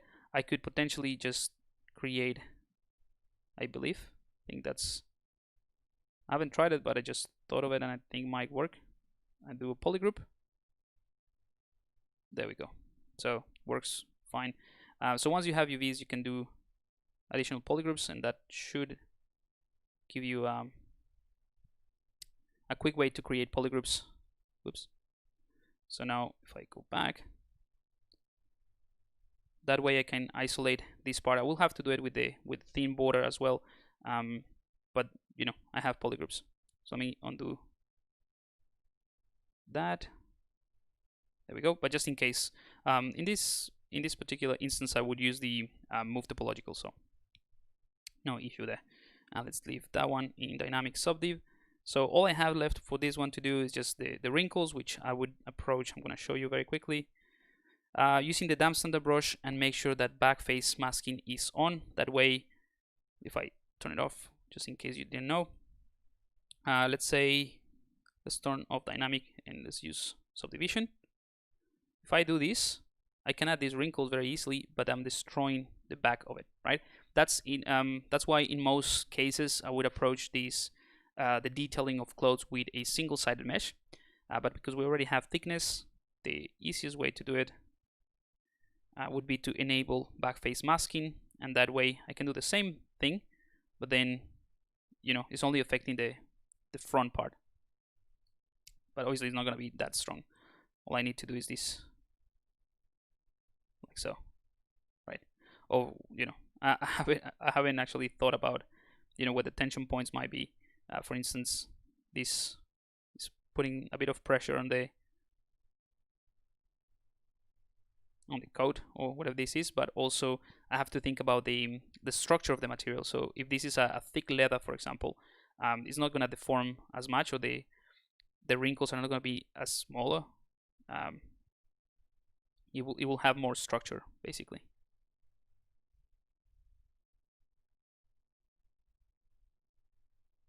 So that's the type of thing I need to consider when I'm doing this. And I'm just pushing things in, but in most cases the wrinkles will be sticking out, so I'll use the standard brush. Same deal with the back face masking. Oops, I think I toggled this off. There we go.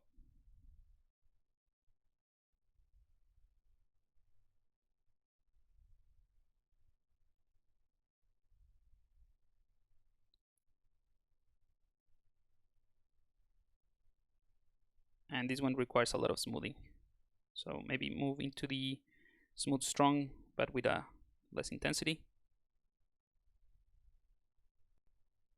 I'm gonna do a quick set of wrinkles very quickly. Again, these might change later on, depending on the pose, but roughly speaking, that's how I would approach this.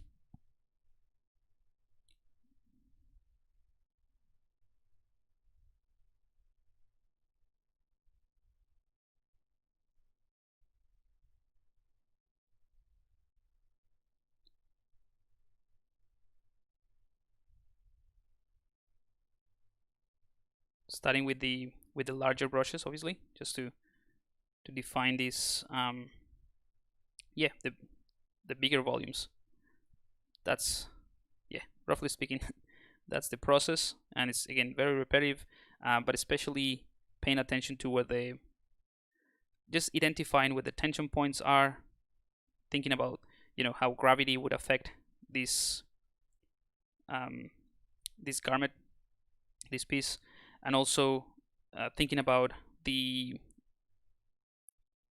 quality of the material and the structure of it.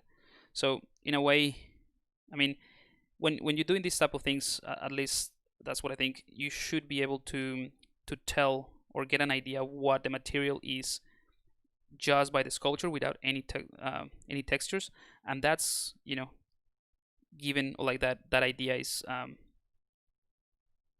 given by the type of wrinkles and how the material deforms. Because if you have like a bunch of wrinkles like this, right, it could be just like linen because it's very wrinkly, whereas if it's you know, maybe an old piece of leather, it would have, you know, more of these sort of structural wrinkles like that. So that's what I have to define, but as a starting point, I think this one is fine.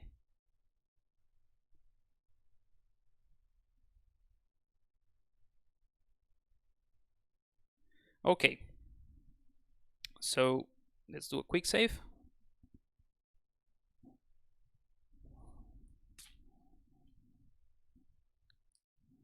Let me just check the chat and see if you guys have any questions about what I've been doing.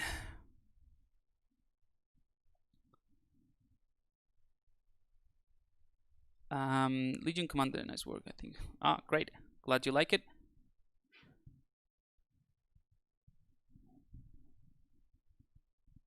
Can you talk about how to get better at realizing the difference between the actual state of the model and the concept?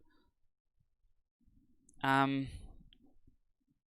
to get better at realizing the difference between the actual state of the model and the concept? I think if you mean about like when you're using a reference model or like a reference concept and then you do a model of it, maybe that's the question.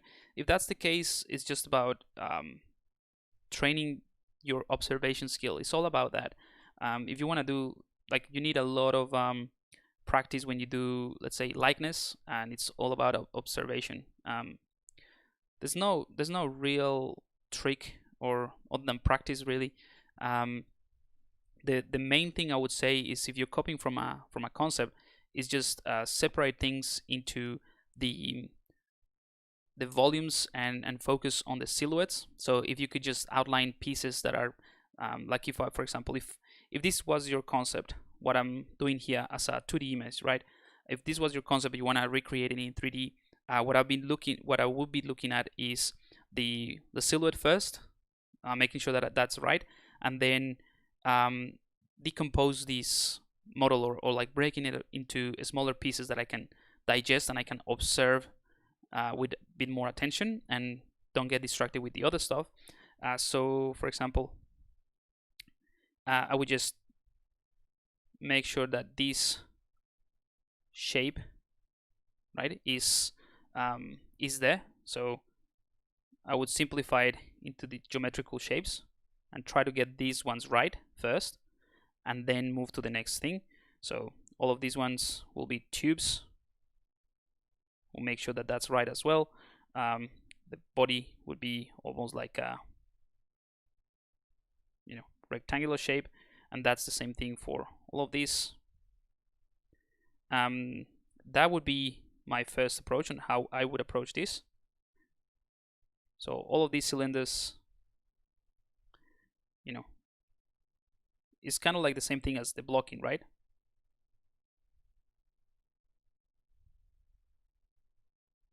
So if this was my concept, I would break it apart into these pieces like that. And then once I have the silhouette right, I can visualize the original concept and compare the main shapes, the silhouettes, and then start breaking it into smaller pieces. So what I mean by that is, if I go into the head, for example, and we have about 15 minutes, so I'm gonna do this quickly.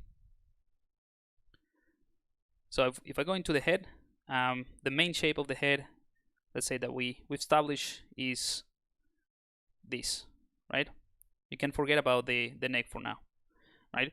And then I will start going into the next level, which is simplifying the volumes within that shape. So I would, would go like this. So that's one part, another piece that I can visualize, and I can compare how the shape looks in the concept and in the model. Then I will go with this area,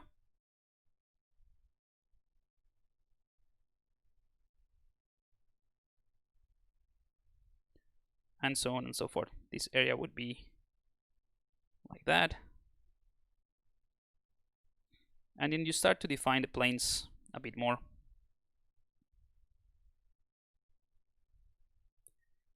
And that would be my approach, really. It's very simple, but it's about the power of observation, I guess.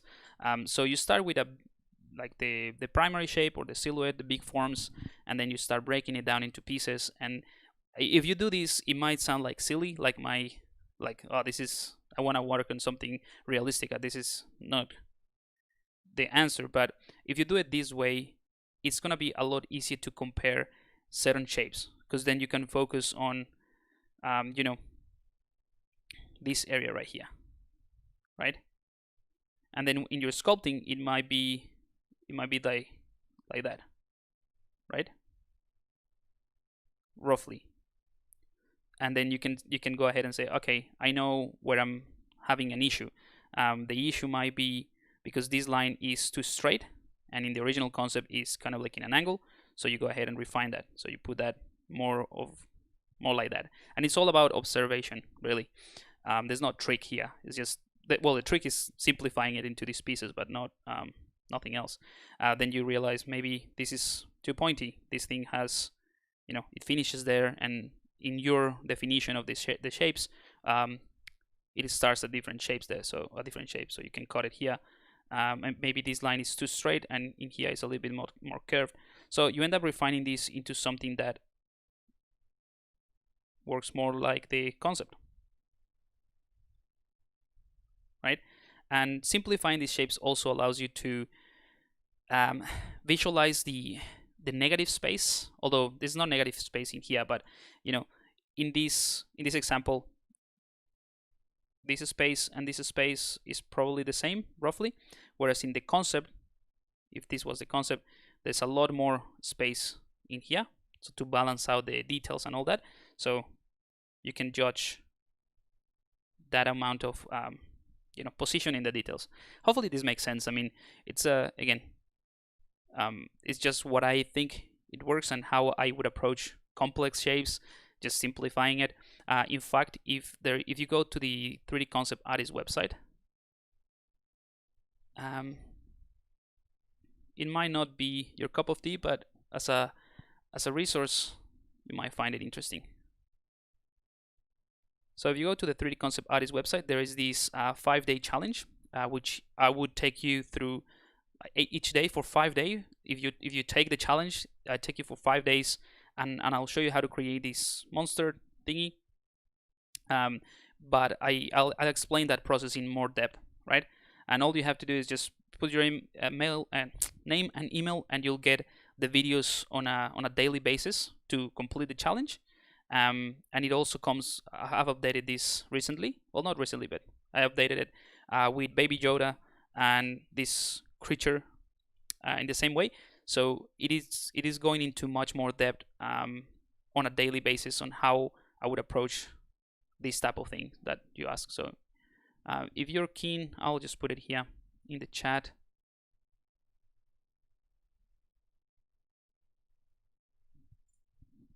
Yeah, it's free. Just you just need to put your email, because the videos get to your email on a daily basis. I have set it up like that, and also you become part of the email list. And if you don't want to receive tips, you can unsubscribe later after. But that's it. So would you recommend, for example, to do that in Photoshop, or for example before to start the sculpt?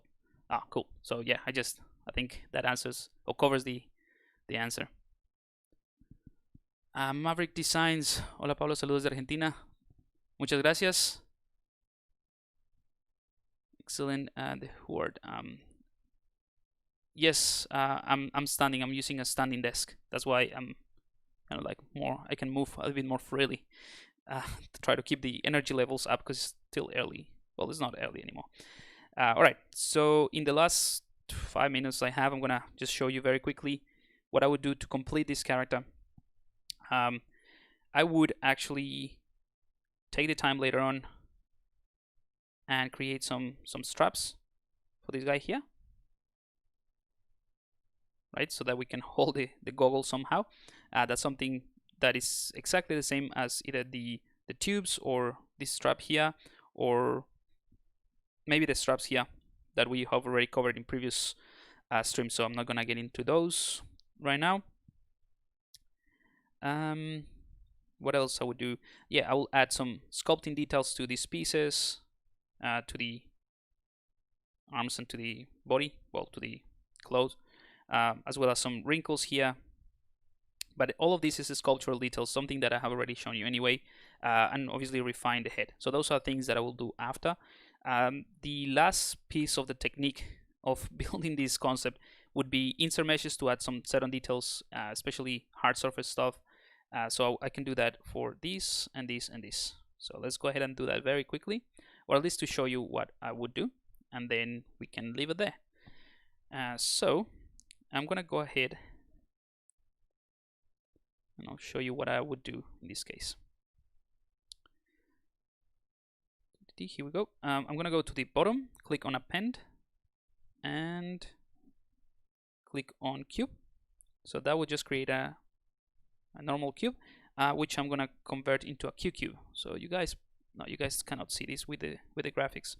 So if you go down to the bottom, to the initialize tab, yeah, with the subtool selected, you can click on Q-cube, which stands for quick cube. You can do a sphere. It doesn't really matter. You can do a sphere. Just generally speaking, I do a cube. Just, I don't know. I'm used to it. And then I'm gonna take that, make it smaller. Go into transparent mode, just making sure that this is right in the middle. Doesn't matter, but as long as I don't see it, as long as it is embedded into the mesh, that's what I'm looking for. Okay, so the reason I create this mesh or this cube is to have a dummy mesh or a dummy a dummy model so that I can insert things into that one and then I can get rid of it. Otherwise, I'll have to choose in which one I wanna, in which subtool I wanna insert the meshes. And for instance, this one, the head that already has subdivision levels, if I try to use the insert meshes, I'll show you. Let's use the model kit. That's probably the one that I'm gonna use anyway. If I go ahead and click on this mesh and I click and drag on this one, it's gonna tell me, oh, you have subdivision levels, you have to freeze the subdivision levels, or you have to delete those. So I won't do that in those. So that's why I created this mesh. And what's great about this is, let me turn this off, polyframe off. What's great about this is that based on the meshes that I already have, I can just click anywhere and ZBrush is gonna respect the volumes. So ultimately, I'm inserting it into this cube that you cannot see, but ZBrush respects whatever is visible, so I can insert it where I want it to, right? Obviously not there. Let me just do it here, right? If I want to insert it there, right? Probably it's not gonna be, that's not the one that I'm gonna use there, but or it might be. I don't know. So I inserted there, but and it's part of the, it's fitting in that surface really, or from that surface I inserted it, but it's just in this dummy file. Another great thing about this is that I can control the dynamics of the vision independently from any other meshes. So let me actually get closer and fix this. I actually don't mind this. Oops.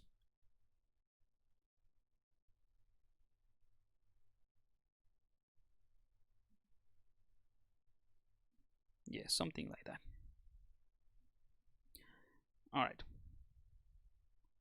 So if I go into solo mode, I'm gonna clear my mask. Every time that you insert a new mesh, you need to clear the mask. But I can enable dynamic, right? And I can control the amount of subdivision, the Q grid, everything like so, right? And that's independent of any other mesh. That's why I have that dummy file. And then afterwards, I can go ahead and remove that. In fact, I can do it once you do the first insert mesh. You can go ahead and delete that one, delete hidden, right? It's just, I mean, it's not something that you have to do. I'm just used to do it this way. You can actually duplicate a piece, whatever piece you want, attach it there, and so on and so forth. I'm gonna work on this one, on this area. So let's see. I want to do some couple of dials, so I can combine a few things here. So it could be something like this, but it's gonna be a bit shorter. And let's go ahead and use maybe this one on top.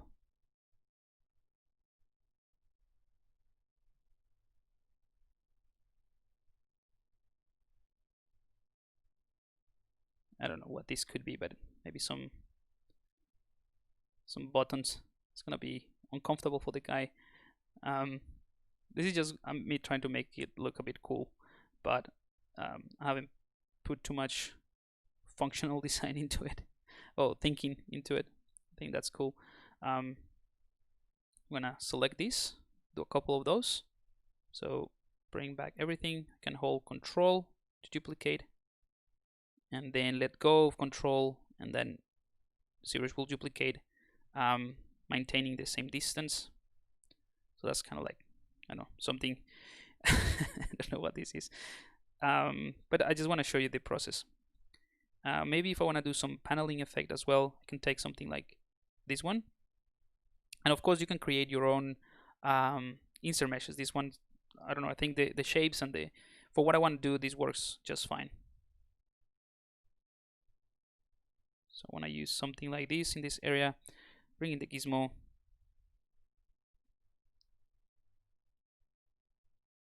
push it back,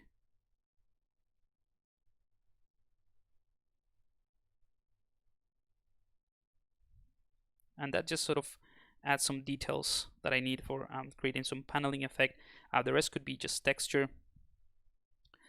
Maybe adding some kind of lever here. Nah, that doesn't make sense in terms of scale. I'm gonna do some kind of an antenna here.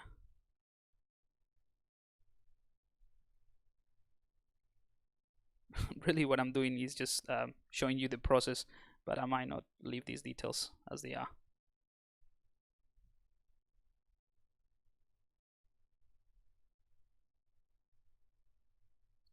And also I don't want to overdo it. Maybe I want a grid or something in here. So let's see which ones. There's some grids here at the bottom.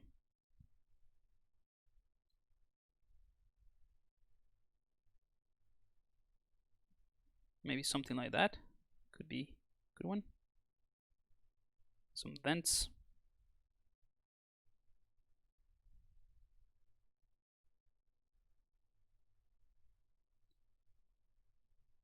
Oops, I don't know what happened there.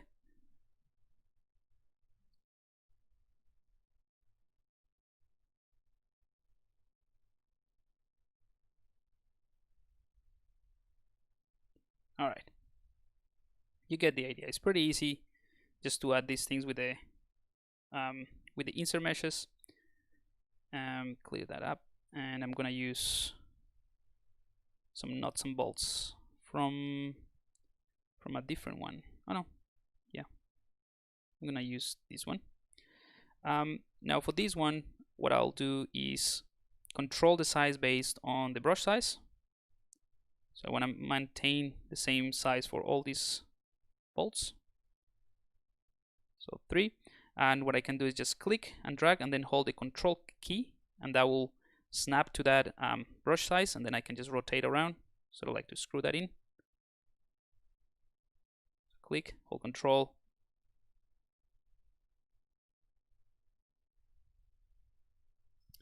I'm going to enable symmetry. Oops, that's not symmetrical.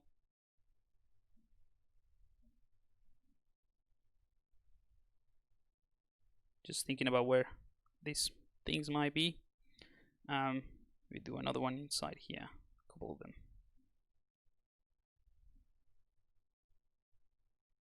Right. Okay, the rest could be, you know, some kind of a screen or something. But roughly speaking, that's what I would do. I'm gonna do a couple more here. No, you know what? It's fine. The rest could be something else. I don't know. I just want to show how these processes go, and then I'm gonna add maybe some of them here, same size. And this is something that I also try to keep an eye on. If I do the size of these bolts or these details in one place, this size I want to try to maintain that across, just to be consistent. Unless I want to just change it a bit, then I use a different type of insert mesh.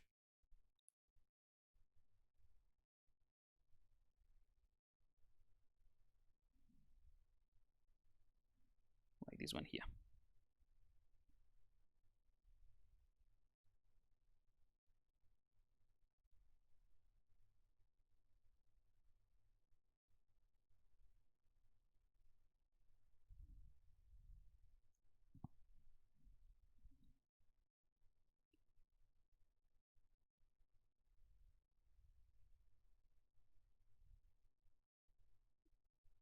And this is also like the fun part, just working out where to place those details in a way that makes sense.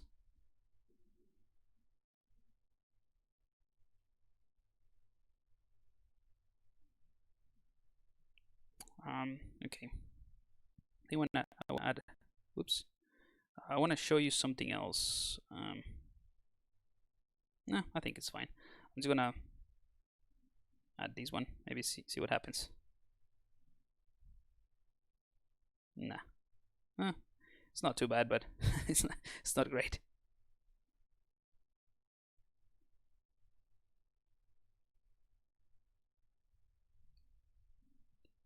sometimes just by doing these insert meshes, it's kind of like a kit bash at this point. But you can find like really interesting shapes or new ideas. That's what I just did there.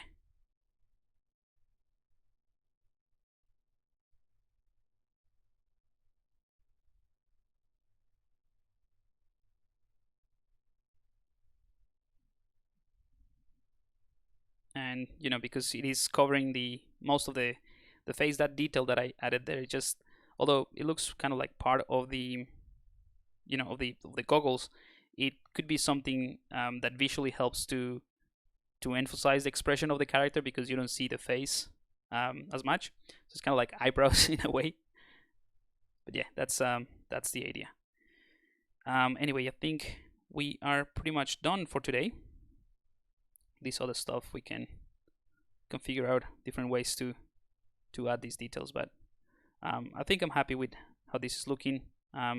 We'll see if I need to if I need to add more. But just to clear this up, I'm gonna clear my mask, and you'll see all of these ones have different polygroups, and also I have the dynamic on, and they're on its own subtool. So all of the details, these details are part of this subtool that I can toggle on and off. That's why I did it that way. Alrighty, so let's do a quick render. And if you guys have any questions, last minute question, I'm happy to answer those.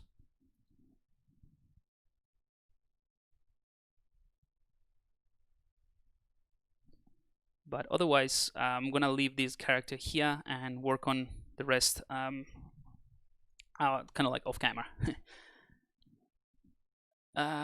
Cool. So what would you recommend, for example, to do that in Photoshop? Oh, okay. What's the tool using to draw on screen? So this one is called Epic Pen. It's a free, pretty cool software. I have the paid version, which allows you to have like full screen, kind of like whiteboard, and this is the one. Some of the tools that I use in the extra mile or in my courses, just to teach, you know, a little bit of theory and create examples that's a little bit better to showcase certain things.